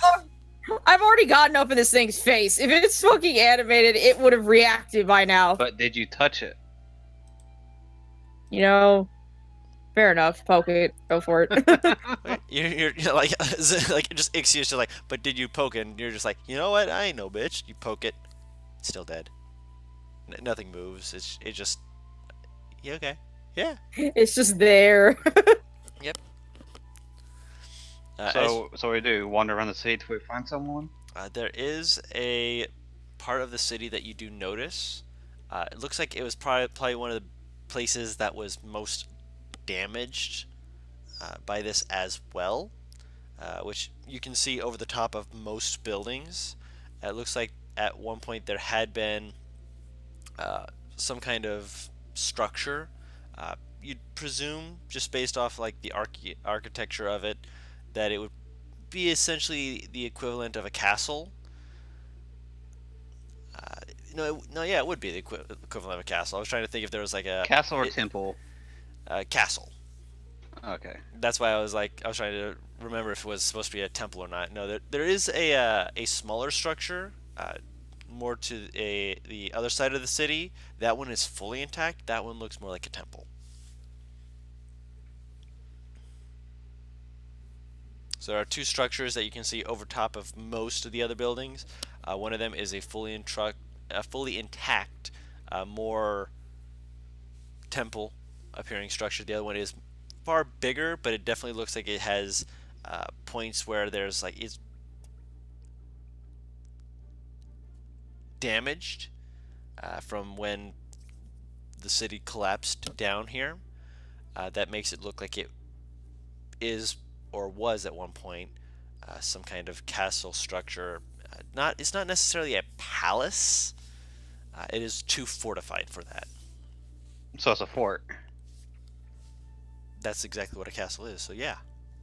No, a castle is a castle. A fort is a fort. It's just a matter of scale. Yeah, that's why I said yes. Essentially, it's like a fort, but it's a castle because it's massive. It's just that parts of it are Okay. missing. That's why I'm saying that it's difficult to describe it properly because the Well, fort is there- obviously smaller, but it has broken off parts of the structure that make it smaller. But at one point, this was a castle. Yeah. Would I be able to see, like, you said I could see most of the city, right? From the higher vantage point, yes, Yeah. you can see like Would I over the tops see, of some of like- the buildings, not all of them. Maybe candlelight or torchlight emanating from somewhere? Currently, most of the lighting that you can see is coming from the roof, from the cracks. Okay. Well, we got two options. We can check out the temple real quick, which is closer, right? Yes. We can check out the temple, and then we can go check out the big building, which might yield results. As I say Oh. to everyone. If we're dealing with fanatics, I mean, temple would probably be the first place I would go. So That Everon? doesn't sound inaccurate, Zadim says. I mean, you guys are the ones with all the brains here. I gives a thumbs up. Sure, that sounds great. Well, lead the way to the temple then, and I pointed out to him. He kind of looks over. And is like, oh, well, that's easy. He shrugs his. I'm not going in front. Yeah, he starts jaunting down the street. As you guys are maybe making, we should. Hmm? Can I roll perception for the walk there sure, with Arcus helping me? you may. Well, I was going to do it, but there you go. You both can.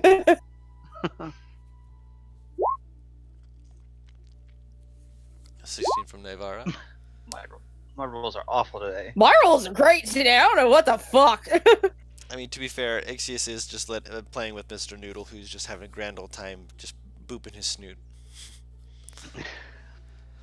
Navarra, you're keeping an eye out. You're making sure that you guys are safe. One thing that you do notice as you're looking over is that it's far down the road, but as you're walking past one of the streets, you do see that there is a few forms ambling through the street. Zombies.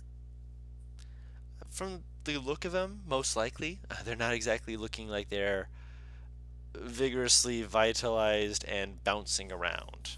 It's more of a slow shamble. Oh boy.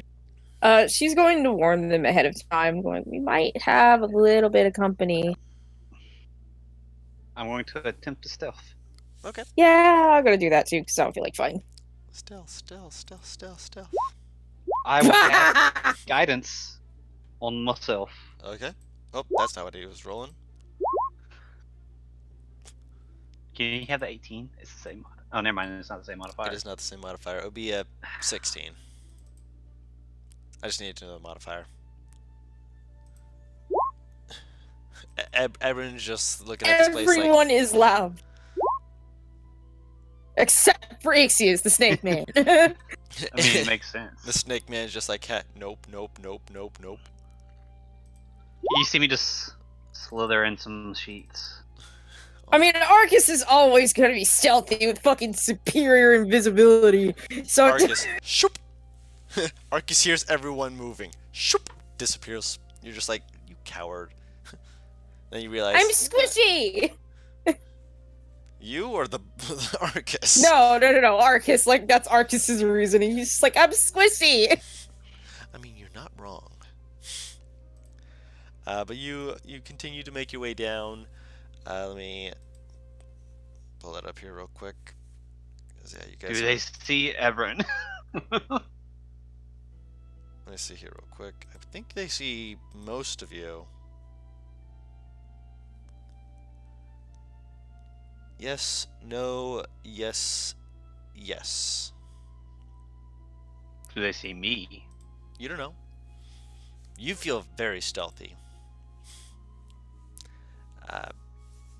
Navarra, you're like, yeah, don't worry, I got this. I'm being helped by my Got this. dragon, and you're like, I got this. And Ebron's just like, basically everyone kind of Clonk, dropped clonk, into clonk. stealth. Ebron did not. He's not wearing armor, so he's just like just whistling on his way down. He's not being super stealthy about this. You guys are surprisingly unaccosted as you're going forward. You do see more than one of these entities like pause,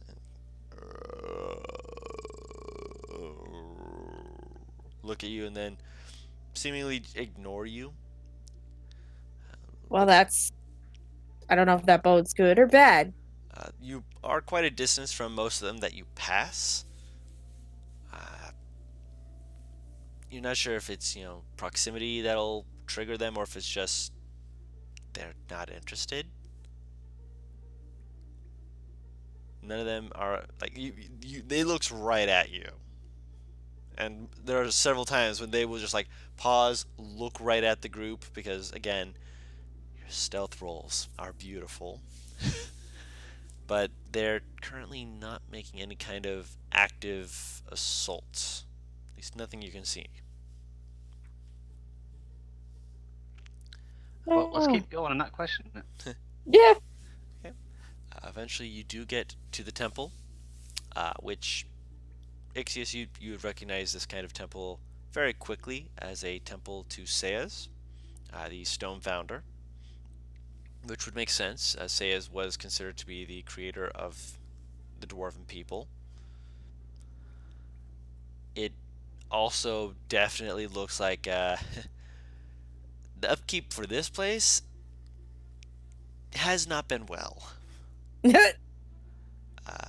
Just looking at it, the place has graffiti on multiple areas of it, mostly looking like it was done in fire. You mean like someone burnt images into the walls? Yes.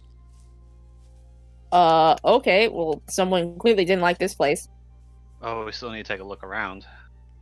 Yep. Do you want to look around the place before going inside, or just head straight in? I want to look where I'm at. Okay. Just looking around where you're at, there's it's a wide gardenscape that had been gardens before. It is now wild and or dead. Most of the items here are mushrooms. Any useful mushrooms? Roll a nature check.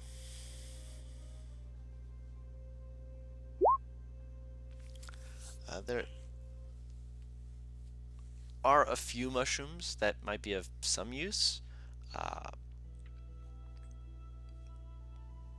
Mostly because of, in terms of alchemical purposes, one of them would be useful if you were able to get it refined. The main issue with it is trying to get it, because if you take it out wrong, it will burst and could do harm to you. I'll leave that one be. Yeah, probably a good idea. There is another one that is that stands out as being a black cap, which is known to be highly poisonous. Which, if you were able to get an extract of that, to very dangerous people, it's useful in the wrong aspects of it, essentially. But And is there a risk if I try to pick it? there is if you try and touch it with like an open palm. It doesn't have any poisonous spores. It's in the cap itself that the poison is. I have gloves on, so So you could easily pluck that and put it into a jar if you have a way of containing it. yeah. Yeah, I want to try and take it. Okay. So put that you have a black cap, a poisonous mushroom.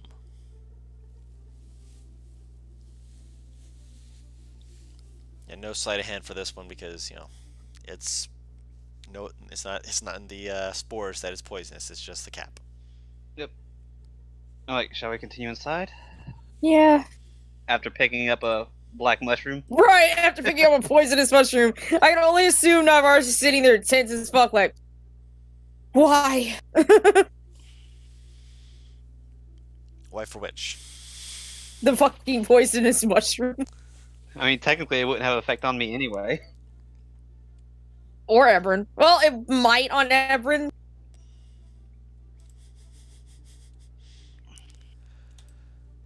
Yeah, Yeah, we're I just watching, continue it's just like- inside with Ebron leading. Okay. Yep. He walks inside and kind of like immediately like kind of shoves backwards, just like. What? What's wrong? What? It's creepy. Okay. She's gonna, like, move underneath his arm to see what the hell he just saw. Looking into the temple area, you couldn't really see it from like too strongly from outside because the area doesn't have like window. This isn't like a stained glass temple. This place is a pretty solid structure. But at the other side of the, like, you walk into the temple, it's got that big, long area. In this case, it has areas where there's a few other altars to different other deities. But at the end of it, there's the much larger altar and a statue to Seaz where it looks like both arms been cleaved off. And there is a figure kneeling at the altar with candles that are illuminated.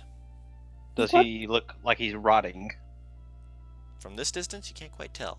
And he looks like he is wearing some kind of cloak.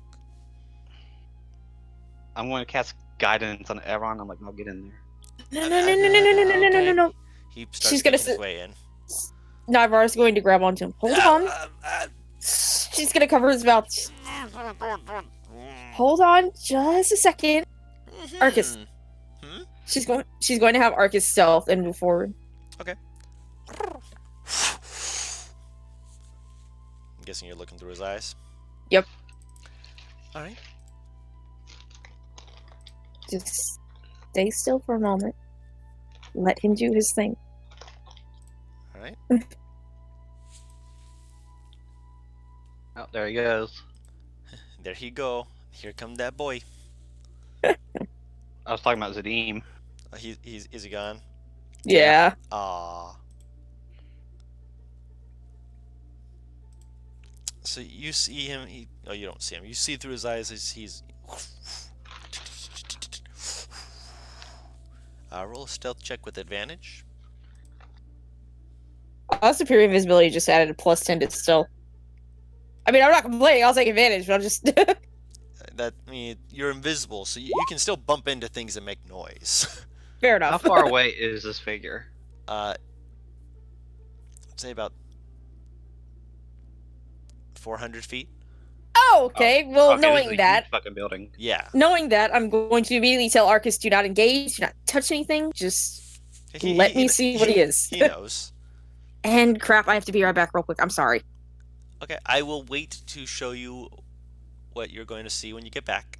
Okay, sorry. I'm eating a Twizzler. I'm fine.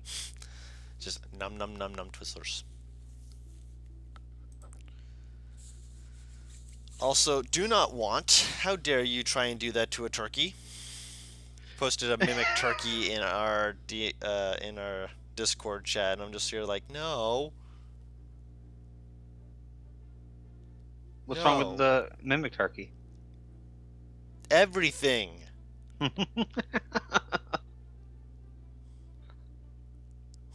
It's a. Oh my goodness.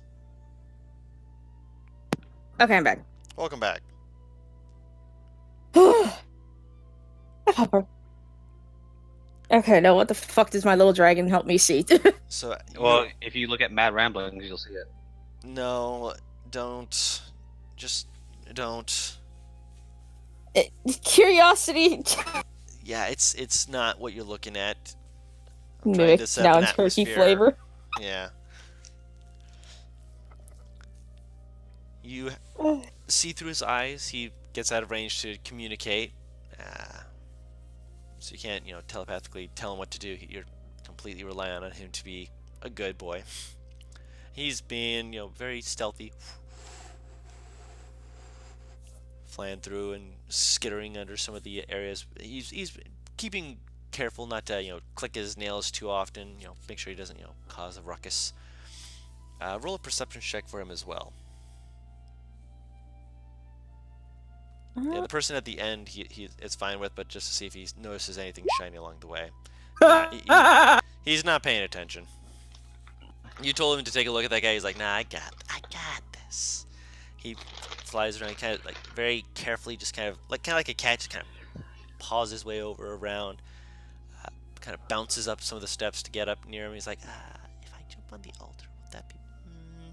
You see him like tilting his head, like doing little. You can feel him doing a little butt wiggle, and then woof, jumps onto the altar to get a very good look at him. Why didn't he just fucking land on it? And as he gets on it, you get your first look at this fellow here. And it's going to come up in our next session. Now, question. Would I be able to tell what that crown represents? Roll a history check. Well, rather, could I be able to tell that this is a fucking royal? You heard me. History check. 22. No. I'm just... You want to know if he's nobility. Yeah. Just a quick description for those who are, again, listening, not watching. The figure is dwarvish, aged, with many lines on the left side of his face indicating that age. The right side indicates it a little bit better because that part of his face is no longer there. It is skeletal, but it is surrounded by remnants of the almost maroon blood red hair on his head.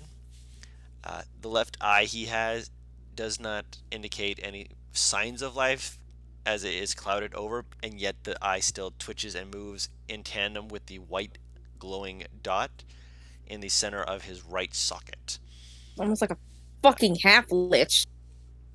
He is wearing what appears to be not heavy armor, but it's definitely strong armor, probably either plate or half plate.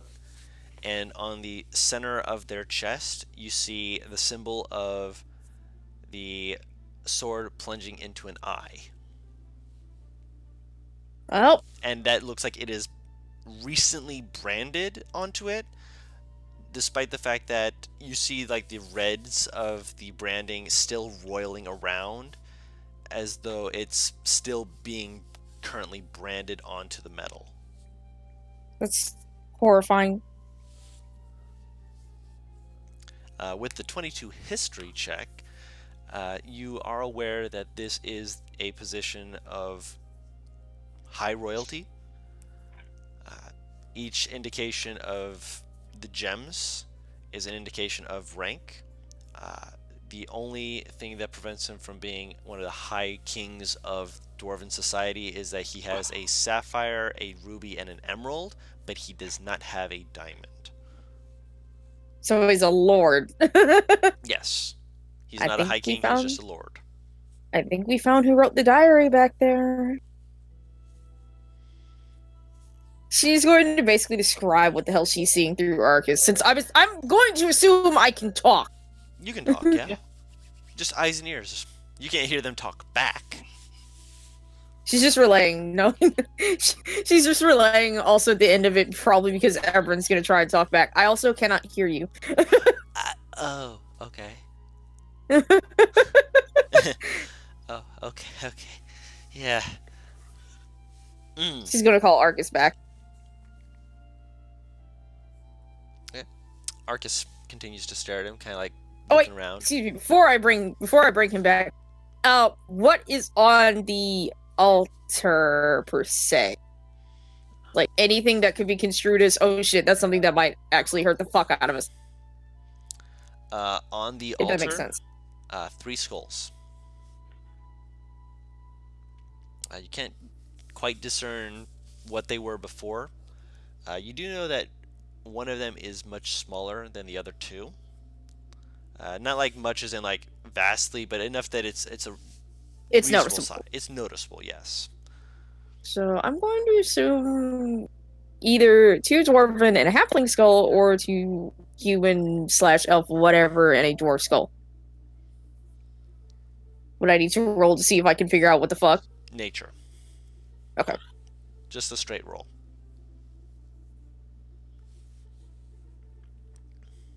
Oh boy. I'm trying to get it, but it's small enough that... There we go. Fucking 12. Yeah, you've never really been looking at people's skulls before, so this is new. Yeah, this is new.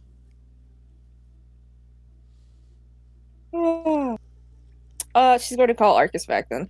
Okay. If that's all that I can see. Okay. You try and telepathically tell him to come back. Arcus is just sitting there. Rocket this fucker! Looks around. As you're thinking this, you remember you're out of range to telepathically tell him to do anything. So right now he is currently autonomous. Little fucker. Kind of looks over. He moves kind of just very slowly towards the skulls. Peeks around. So and you think we should go in and deal with it? I can't hear you! Oh, I thought you came back. No! I can't give him commands to return! I mean, your vision can come back in hearing. Yeah, that can do. Oh, That sure, I can, can yeah. disconnect that. You can. That's what I thought Okay, happened. God. So right as you're disconnecting, you see Arcus moving towards the skulls. He's not touching anything. He's just like looking around very slowly, very carefully. So, as soon as she disconnects, Ixius is gonna hear her go, "Oh, please, God, don't touch anything." You think we should move in and deal with this thing? I'm gonna take a wild guess and say that this is our culprit, but maybe it's not. So, as stupid as this is about to sound, maybe we should try and see what the hell he's doing here. If you want to go talk to him, I won't be hiding. This is like, I will be your backup behind the pillar with like a thumbs up. I'm behind the pew. I'm like behind the pew or something. Right. I just imagine like she's going to walk up to him. She just turns back around and just sees Ixius giving like a thumbs up with Ebrin. Nah, Everyone's going to be standing behind you. Zadima, on the other hand, thumbs up. You guys got this.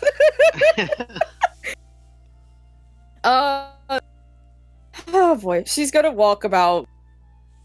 You said 400 feet. She's gonna walk about half that distance, and whistle for Arcus to kind of like alert her I'm going to presence be after they're hiding in the hidden. pews. Yeah, look, after Zadim and Ixius have taken their positions. Ow, my hip! Oh, With garbage ass stealth.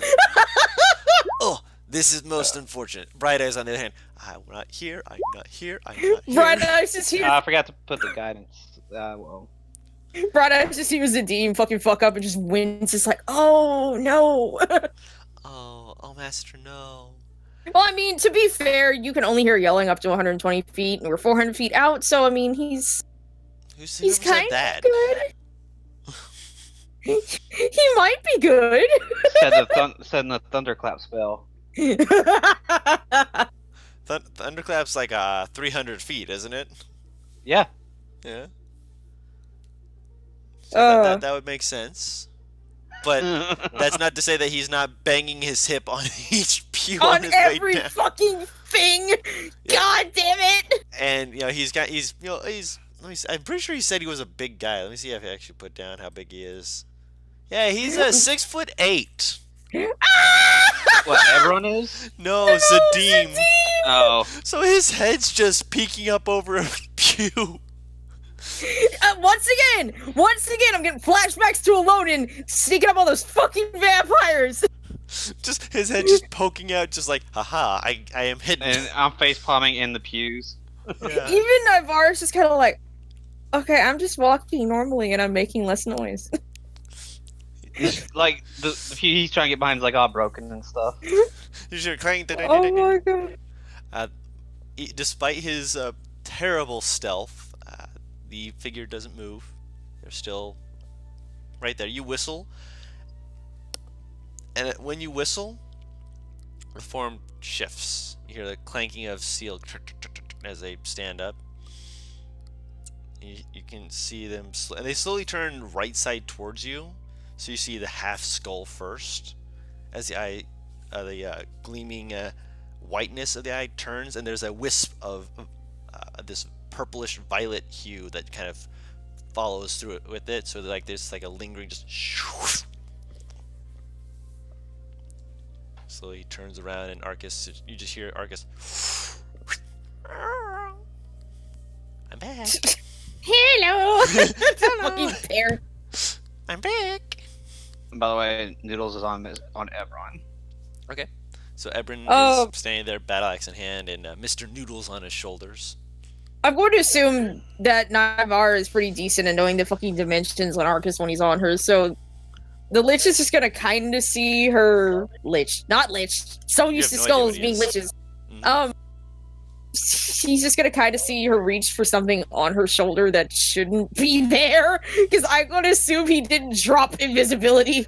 Oh no, he's still invisible. So you're just stroking at the air. So she's very fucking scared and wondering in her head, why am I doing? Can you talk? Common talk, speak. He stares at you for a moment. Slowly reaches over and he pulls over a warhammer. Oh. Well, He steps down slowly.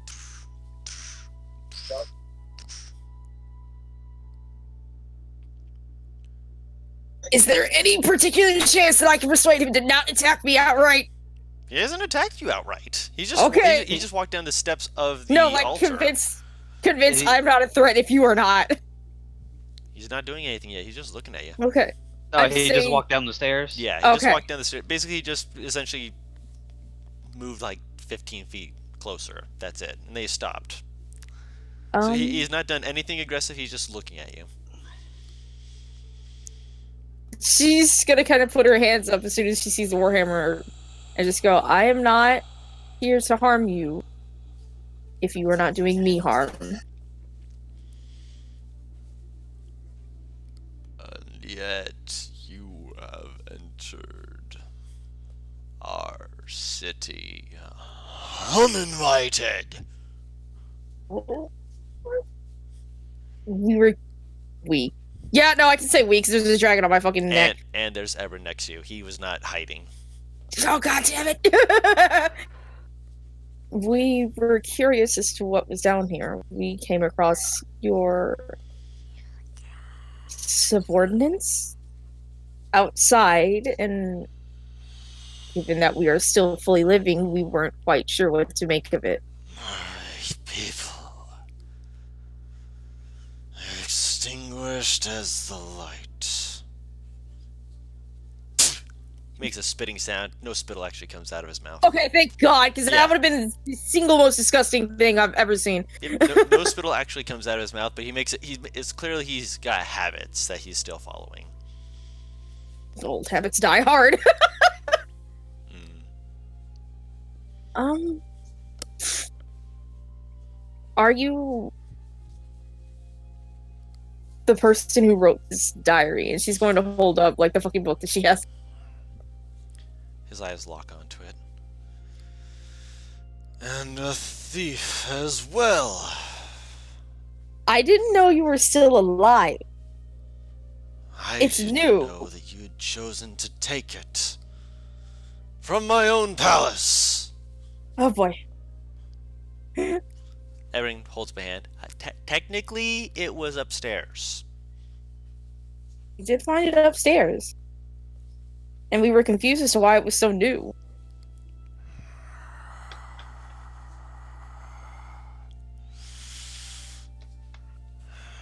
What do you wish of this? He holds out his arms slowly. Why do you people seek to torment us? Torment. We're not here to torment anyone. Half of his face is grinning, but the other half is clearly no facial expression to be had. But it's more of a snarl grin. Evan, I think I pissed him off. Sitting between two warring nations, driven down to hide, trapped by our own power, and you think so little that you can just walk in and flaunt that you've taken from us. What year do you think it is? His eyes kind of like flicker back and forth. When you do not see the sun, you forget about time. It is meaningless down here. You think I'm from a place that might no longer exist? His face goes full snarl. I don't know anything about this. Are here. As he says this, he takes the warhammer by the head, slams the handle against the ground like a doom, doom, doom, kind of like using the handle as like a gaveling sound, and you see 4 ghouls come out of the side areas. That they were in shadows that they kind of step out.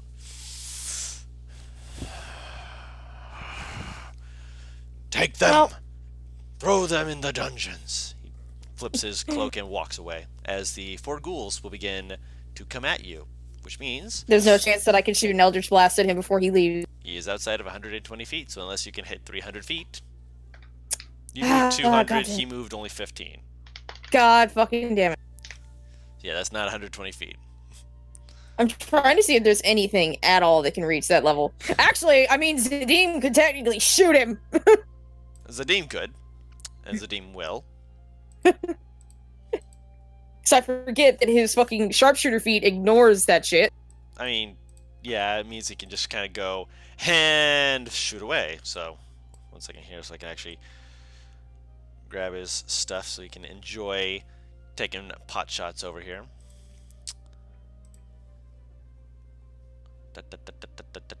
Zadim! He's just going to do a straight shot. No, he's not going for anything fancy here. That will hit. Yeah, ignore the whole sharpshooter stuff. That's not supposed to be on there. And the hunter's mark. But still, 10 points of damage as it slams into... Like, you see it slam into his side, and he just keeps walking. Jesus Christ. Racing after him would be a very bad idea, so Ebron, we need to get rid of these things quick. What are you talking about? You're rolling initiative. I know. I'm talking to Ebron as we get ready for a fight. And I will drop you guys real quick. Ah, fucking Christ! I keep forgetting to click my token! There was no token. Yeah, there was no token. You didn't drop a token yet because I was telling you I was going to drop it for you. And this is... Hold on. 1 second. No. Token layer. Don't know why that dropped it onto the map layer. Oh, gosh dang it. Hold on. Bop. Bop. Ait'seh, I'm actually going to quickly draw where your pew would be. I imagine you kept close enough to actually keep an eye on this, unless you know you're. Unless I'm completely wrong in this. So your pew. And Ait'seh right just wouldn't leave me to die. He likes me too much. Yeah, like right here somewhere maybe. I had the pew, and then it on to back. There it is. Yep. And now, initiative. Jesus Christ.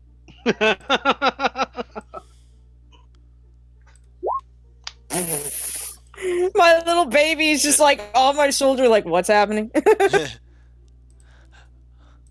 Mom, is something going on? I couldn't tell. I wasn't paying attention. Oh no. Fuck. Mom, what did you do? Mom, I wasn't paying attention and suddenly things are trying to kill us. What's going on? So- So there's the Deem. And Bright Eyes right behind him, just kind of looking at him, just like, I mean, at least you got a good shot. If he had been stealth, he would have had advantage on that, but... Oh my gosh, I keep dropping things onto the map layer. Okay, so I'm doing that. Oh, there's no turn order, so ignore that. My bad. There's a turn order, but I just haven't clicked the button for it yet. Okay, so fix that to 15. I like how you immediately started rolling initiative. And like, I haven't even gotten What? to where you could click on your stuff yet. What? I was just amused. I'm anxious. You are prepared for combat. You know what? heard roll My initiative and you're just like initiative is ready. always prepared.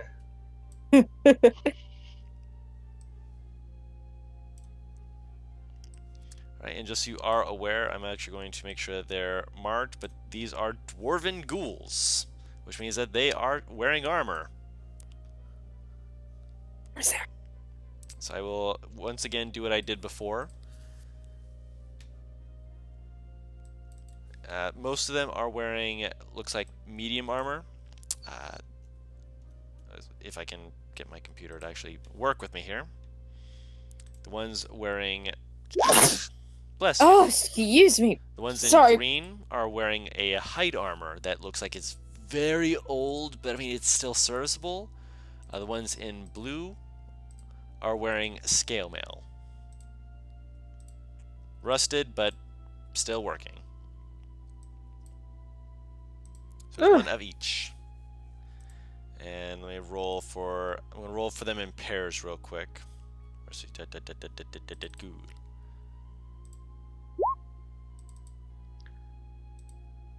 See if it will allow me to roll it twice or if I have to do it separately. Yay, it did! Hooray! I learned something. I roll initiative for the same creature sheet, but roll it on two different things as long as I have two different ones selected. So if I can... I'm going to put just a little thing for myself. The blue ones are the 12, and the green ones are the 16. Wunderbar. And first up on the initiative list, as you know, you have a very good initiative with your roll this evening, Ait'seh. Which, hold on, let me get some battle music in here. Combat. I'm literally one level away from getting Shatter an extra 1d8. You love your shatter spell. It's an area of effect! AoE shika shika kaboom. But what's Ait'seh doing? Would I have advantage on my firebolt? With a 14? Yeah. On the first firebolt. Yeah, that's what I'm talking about. Yes. Okay. No, that wasn't me questioning. That was saying I was acknowledging. Yes, on the first firebolt you would have advantage. I'm attacking the bottom green guy. Fire away. What's the distance between these guys? It's like 90-something feet. Oh, And what between is- them. Okay. 40 feet. Yeah. Yeah. So 19 will hit. Plus 7 fire damage. The fear damage. I'm trying to figure out a way to hit them all, but they'll move soon, which presents a problem. And that's shell in my turn. Gotcha.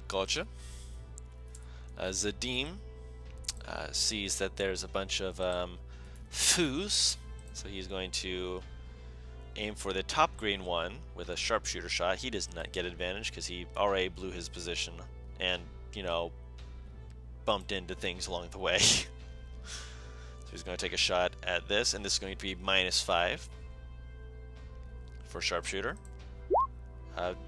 19 will still hit. 15 damage. As he lets it fly.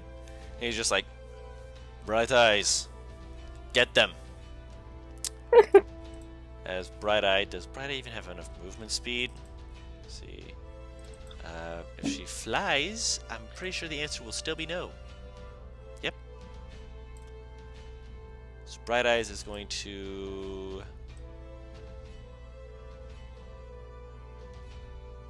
5, 10,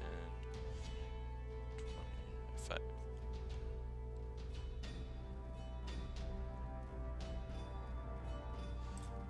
Bright Eyes is going to slide over here. And is going to hold her action to attack if any of them come close enough for her to nip at them. The first of the green guys is going to... So I believe you are within... Nope, you are not. So he's only going to move 60 feet. You guys might see a...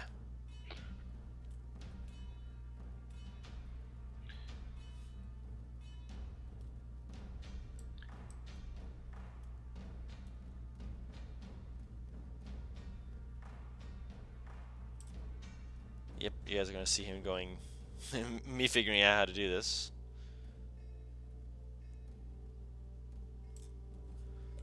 As this guy is going to... For some reason added 2.5 to that, but that is 60 feet as they are dashing, and they definitely have a keen look in their eyes, and you also do notice that they have more than just a happy smile for you, as each have a wicked grin on their face. Ah, that corners shit is killing me. I know. It's not even staffed to corners. I know it's not, and it's they're taking their sweet time to get there. Why does this take so long? Why is it doing? It's only doing it for like.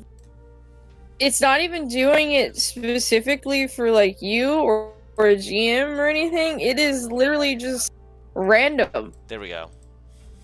Away with you. Also, go away that. Stop that.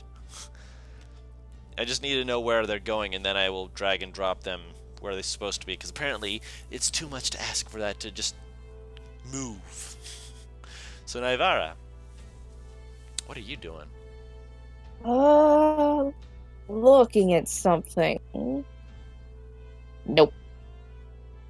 That's not gonna work. Alright, well, Eldritch Blast it is. It's not gonna work unless they are plumped up. Yeah, they had two different initiative orders for their armor class. Technically, I could cast whole person, but no. Yeah, I'll just Eldritch Blast the one that is directly in front of me, and apparently deciding I look like a tasty, tasty treat. Nom, nom, Cannot, nom, since I cannot deceive these ones. Well, they were commanded to get you, so yeah. That will hit. And you're aiming for the one right in front of you, right? Yeah. On my other screen, for some reason, it's not... For some reason, it wasn't moved right in front of you as it was supposed to, so... It's not directly in front of me, it's like... Yeah, it was supposed to be directly in front of you. Neither one is directly in front of me or Ebron. One of them was supposed to, but apparently on your screen it's still lagging. Sorry. Did you roll min damage on that? Oh no, you don't have Agonizing Blast, that's why. You rolled good on that. So you push him back. He kind of looks at you just like, wait, what the hell? I'm not supposed to be put... Huh? Is Mr. Noodle doing anything? She's now returning the grid that they are giving He's her. staying on Ebron. Alright. Mr. Noodles likes the ride. I wonder if he'll get big again. He's my heal transfer service. Heal delivery. Get it while it's holy. Holy.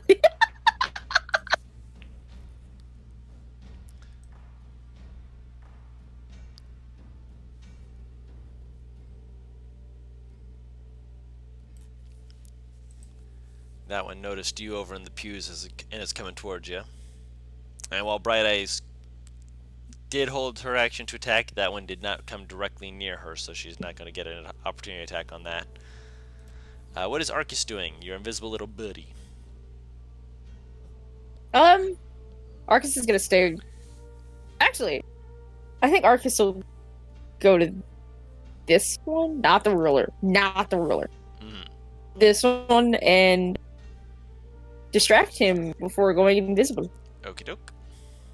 So he goes in. Oh, son of Ebron! Why did your initiative roll not happen? I swear I clicked on it. Luckily, he is right after. He's right after Arcus anyway. So you go. He goes in. He goes and distracts, and as all of a sudden you just hear Ebron going, "I'm on it!" For some reason, he's not locking into the. There we go. As he runs over and the ghoul just kind of look at him, just like, "What are you doing?" And he uses his bonus action to go into a rage. He's not getting big right now because there's different action for that. He pulls out his.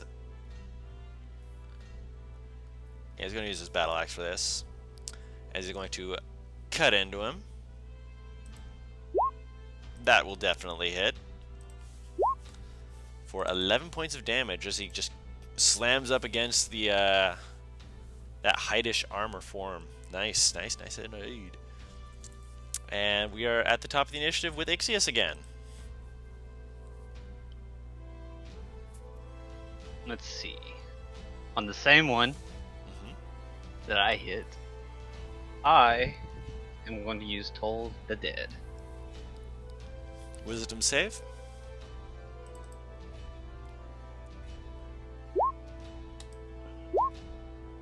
I don't know why that was doing it with advantage. It really shouldn't have been, but that's a force. Because so. I have advantage, so I had advantage toggled. No, for my roll. No, for his ghoul. Yeah. And it is. Why is it that adding +5? What do you mean? For the. Oh, the wisdom is 0. Yeah, for the Toll the Dead, it has 1d12 + 5. I don't know why. So it's 1 point. I literally dragged it into the thing.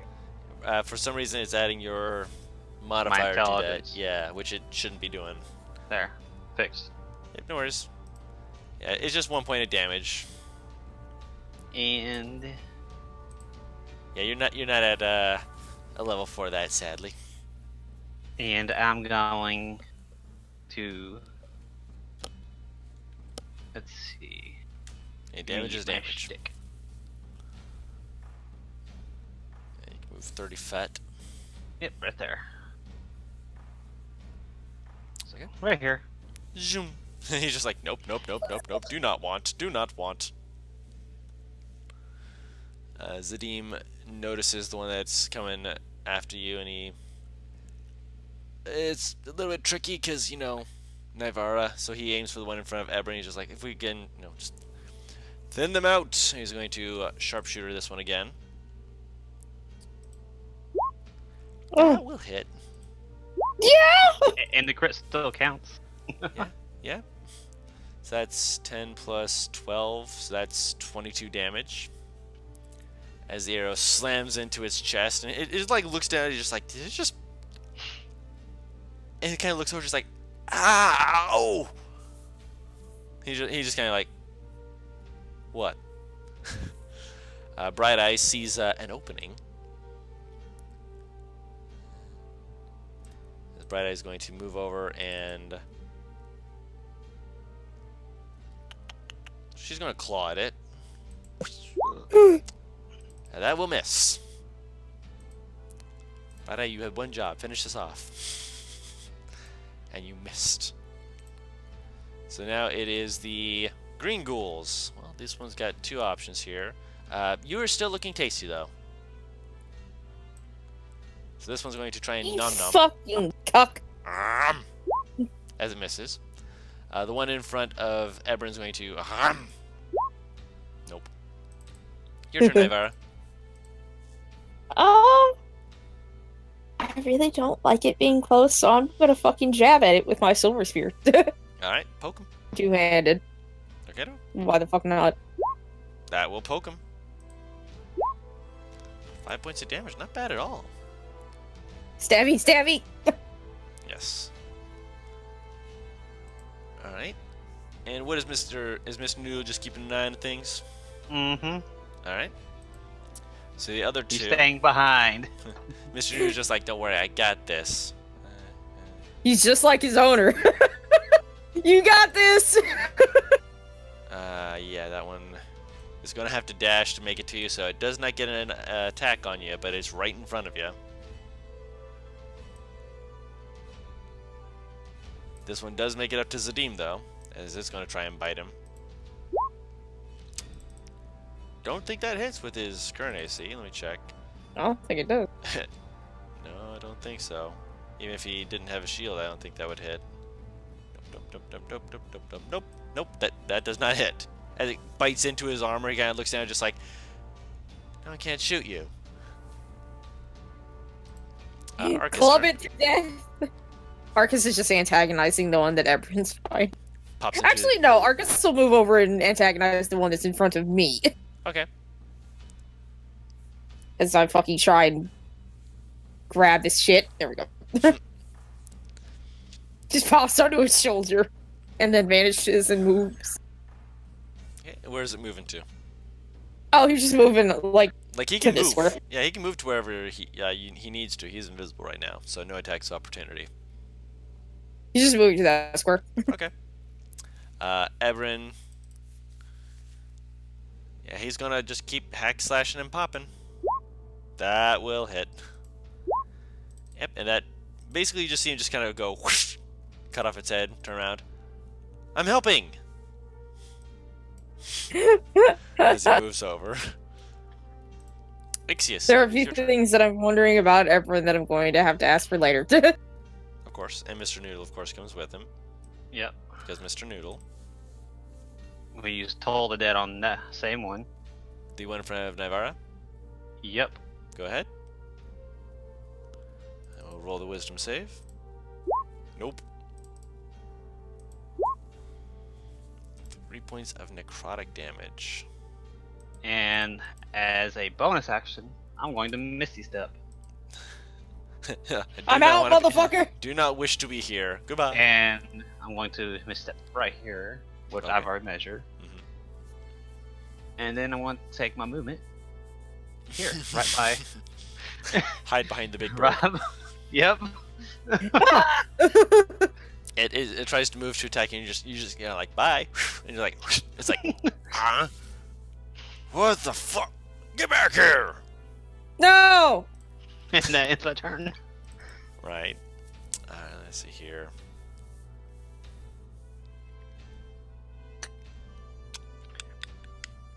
I do not believe he has. Wait, actually, does he?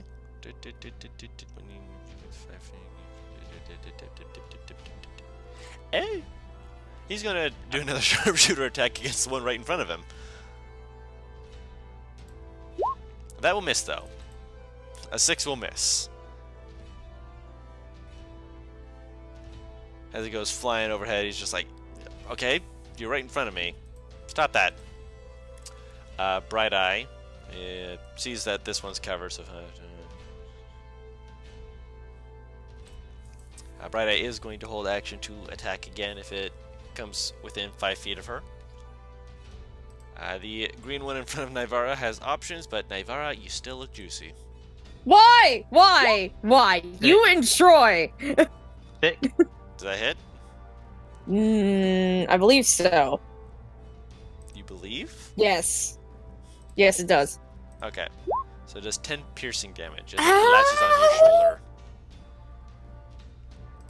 And Nivara, it I is don't your like turn. that. With Really don't like that. You get an attack with advantage. Wonderful! I'm going to switch to fucking short sword then to attack this fucker. Because I really don't think a two-handed spear is possible. I mean, you could. Do not! Hmm. Okay. Something weird fucking happened when I tried to scroll down my character sheet. Right. Ah, fuck it, if I can do it, then screw it. Okay. 19 will definitely hit. It's not a crit! I'm crying. I know. I know. That would be a crit in our other game. Yes! Yes, it would! Homebrew rules where you don't have them consistent between them to test them out. I know. I feel ya.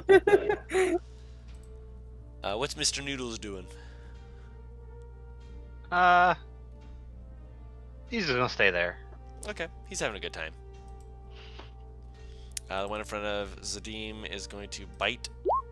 Nope. 20. Alright, that means Bright Eyes is going to get her claw attack. No, she's not. She gets caught up in the... She kind of just stumbles. Yeah, she gets caught up in the floor and like her claws get stuck. She kind of looks down. Let me actually...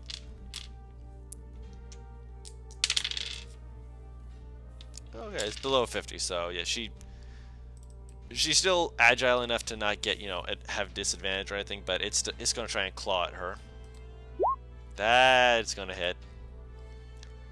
Alright, so that's a 7 points. Why does this not have HP on here? HP, please.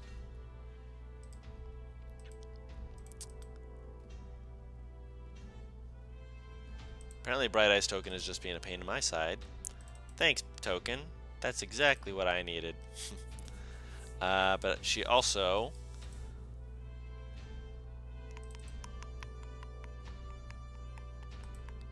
is fine. What's Arcus doing? Oh. Arcus will bother the one in front of me again. Okay. Ebron's going to take that advantage, because he does get to attack first. And he's just like, no, bad! Get away! Be gone! Be gone! Be gone, thoughts! I'm glad it wasn't just me. It's never just you, Dawn. I know. Same mindset. Ixius, what are you doing? I'm going to throw a firebolt at the one by Zadim. Alright, fire away. Where are you? There you are. Does a 25 hit it? It does. It better! For 7 damage. Nice, very nice. And 20 feet back. You're just like, I just love how he's just like, no! I refuse to be hit. I have no choice. Alright, Zadim's gonna fire again. This time without sharpshooter. That'll hit.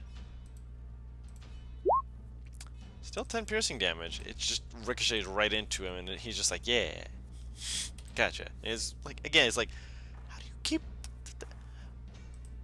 This is good armor! Stop that!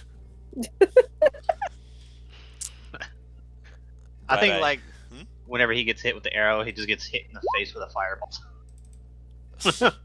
Something like that.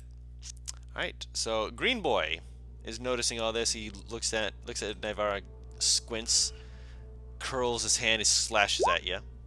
Oh, why? Miss. Thank God. Your turn. Straight roll, Remember- not an advantage. Okay. Okay, no, I'm not surrounded this one. Actually. Now I need to look at... Mhm. That requires my fucking ruler. You know my all-time favorite spell, Dawn? Remind Yeah. Eldritch Oh, Blast. Nope. Because that's all warlocks have. That's a lie.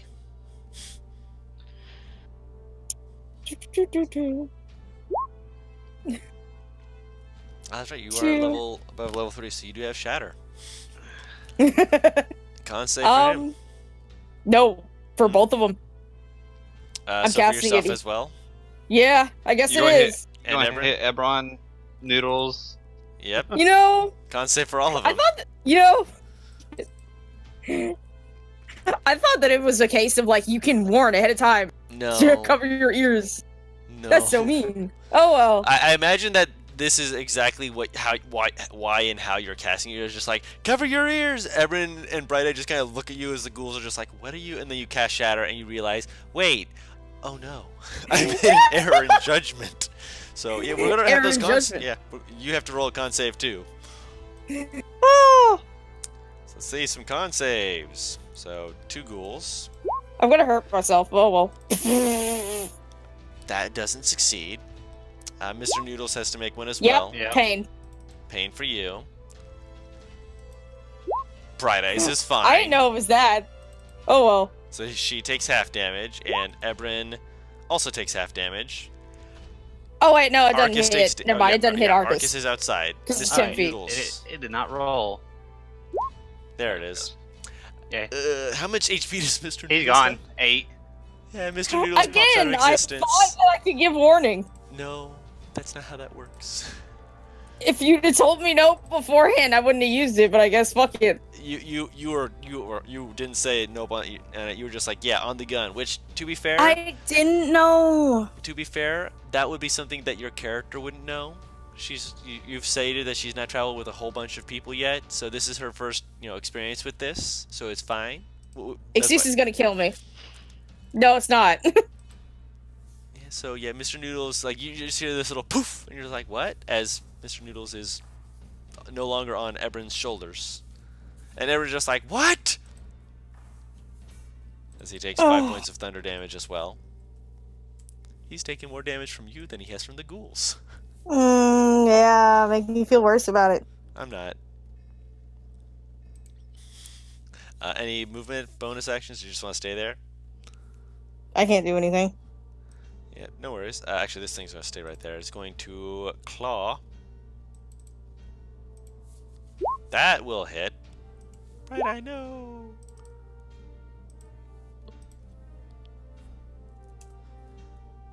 Is that the right number?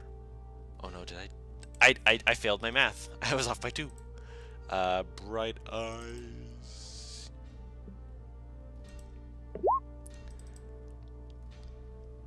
Is fine again. The one in front of Zadim is going to claw at him. One of these days they'll finally hit him. Will they? Maybe, I don't know. Guess we'll have to see. What is Arcus doing? Same verse, I'll same just as the keep him on first. the school. Yeah. Alright, Ebrin will take advantage of that advantage. That'll hit. 7 points of damage. How many times has he been one off from a fucking crit? A few. Which, thankfully for your lovely behind, he does cleave it in half. Well, through the shoulder at least. He's just like, there! I did it! Turns around, he's going to move over to the one in front. Bright Eye. Hey! Stop that! He's going to move over here. Make sure you can shoot it. Ait'seh, what are you doing? I want to glare at Navarra, I didn't know. and then I want to cast Toll the Dead on the one by Zadim. Alright, wisdom save for that one. I'll take it. So 6 points of necrotic damage.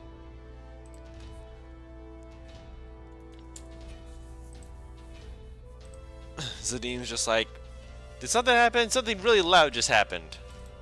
Bright Eye, you okay? Bright Eye. Okay, good. He's tired of shooting this thing and wasting arrows, so he pulls out his long sword to stab him. He drops his sword. He's like, I draw my. It's like the I draw my sword. Drops the sword. Folds his arms. About that. Bright Eyes is going to. She keeps getting claws, so she's gonna claw right back. Nope, that will miss. Has she hit? No. Nope. She hit once. Those ghouls are out, so it's Naivara's turn. I'll just Eldritch Blast the one that's nearest. Okay, fire away. Nearest and dearest to my fucking pain. And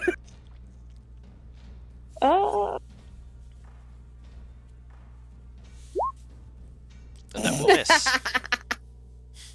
You're too busy looking around, just like you kind of turn, you're like awkwardly, just like haha. You just watch it fly over his head. Gosh dang it! That was not supposed to happen. The ghoul does not like being interrupted, so he's going to claw at Ebrin. But that will miss. Despite being interrupted. Interrupted for what? Man, these ghouls just cannot hit anything. I mean, to be fair, they're trying to attack Zadim, and Zadim's basically just kind of like, are you even trying? Are you okay? Are you sure? What's Arcus doing? All I heard in my head was Ziva's, "Are you even trying?" Are you even trying to hit me? How far can he move, actually? It's about 60 feet when he's airborne, isn't it? Yep, I think so. Should say on his sheet. So... Yeah, it's 60 feet if it's flying. He's going to move over to this one and give Zadim an advantage, or whoever the fuck decides to attack that goal. Okay. So Ebron will straight roll at the one in front of him. No! Do not! No hands! Slaps into him. For 12 points of damage. No hands? No hands! Okay. I thought you meant he was saying no hands and just threw his axe. No, he doesn't want it to try. It's like he's trying to caress him. He's like, no, stop that. I don't swing that way.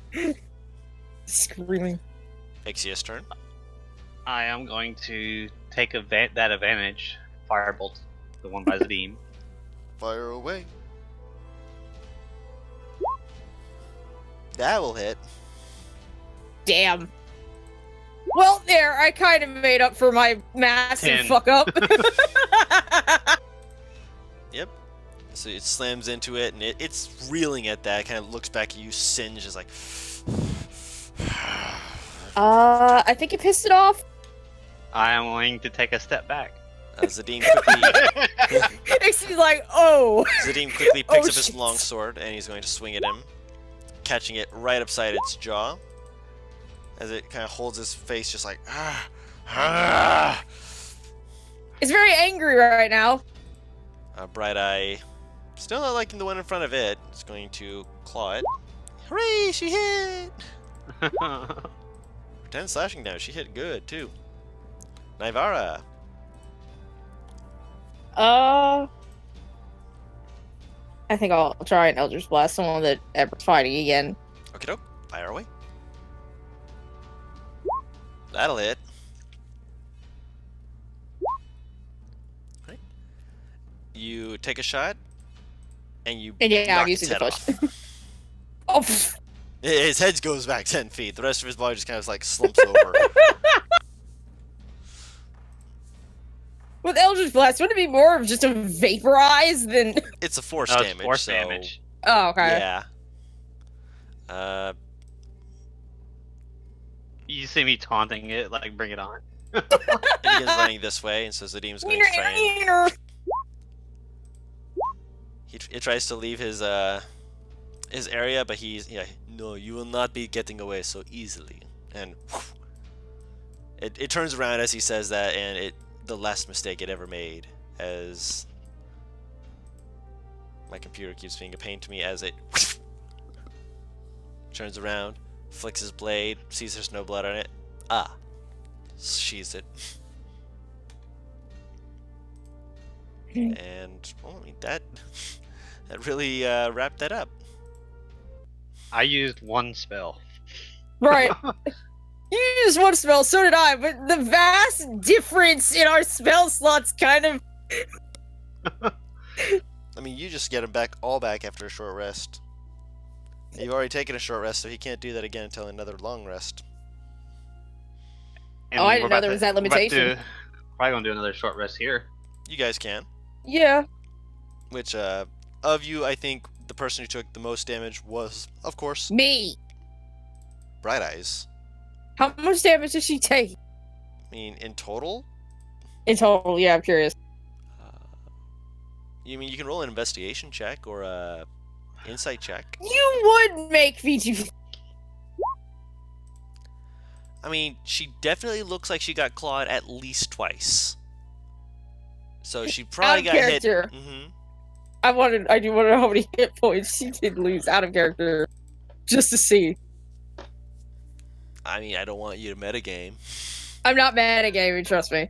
I mean, she's about to roll a hit dice anyway. She is, I know. She almost lost 20 of her 43. So... Actually did lose 20. Of your how many? Yes! No, of your how many? 29. So you only have 9 hit points. Yes! That's why I want that short rest. Yeah, you guys can sit on the pews and have a short rest. I am going to resummon Mr. Noodles. Of course. Sorry. I say nothing.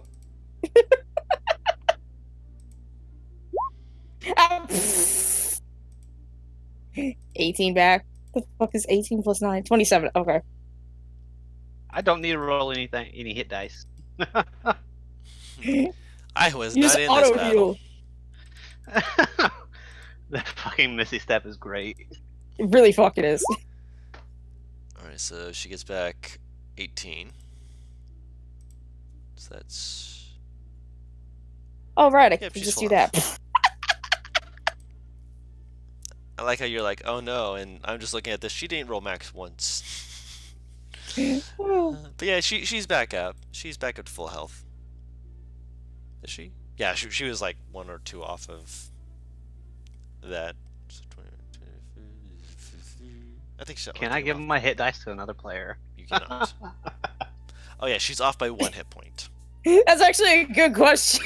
The answer is no, you cannot. That is your vitality, not someone else's vitality. As much fun as that would be, the answer is no.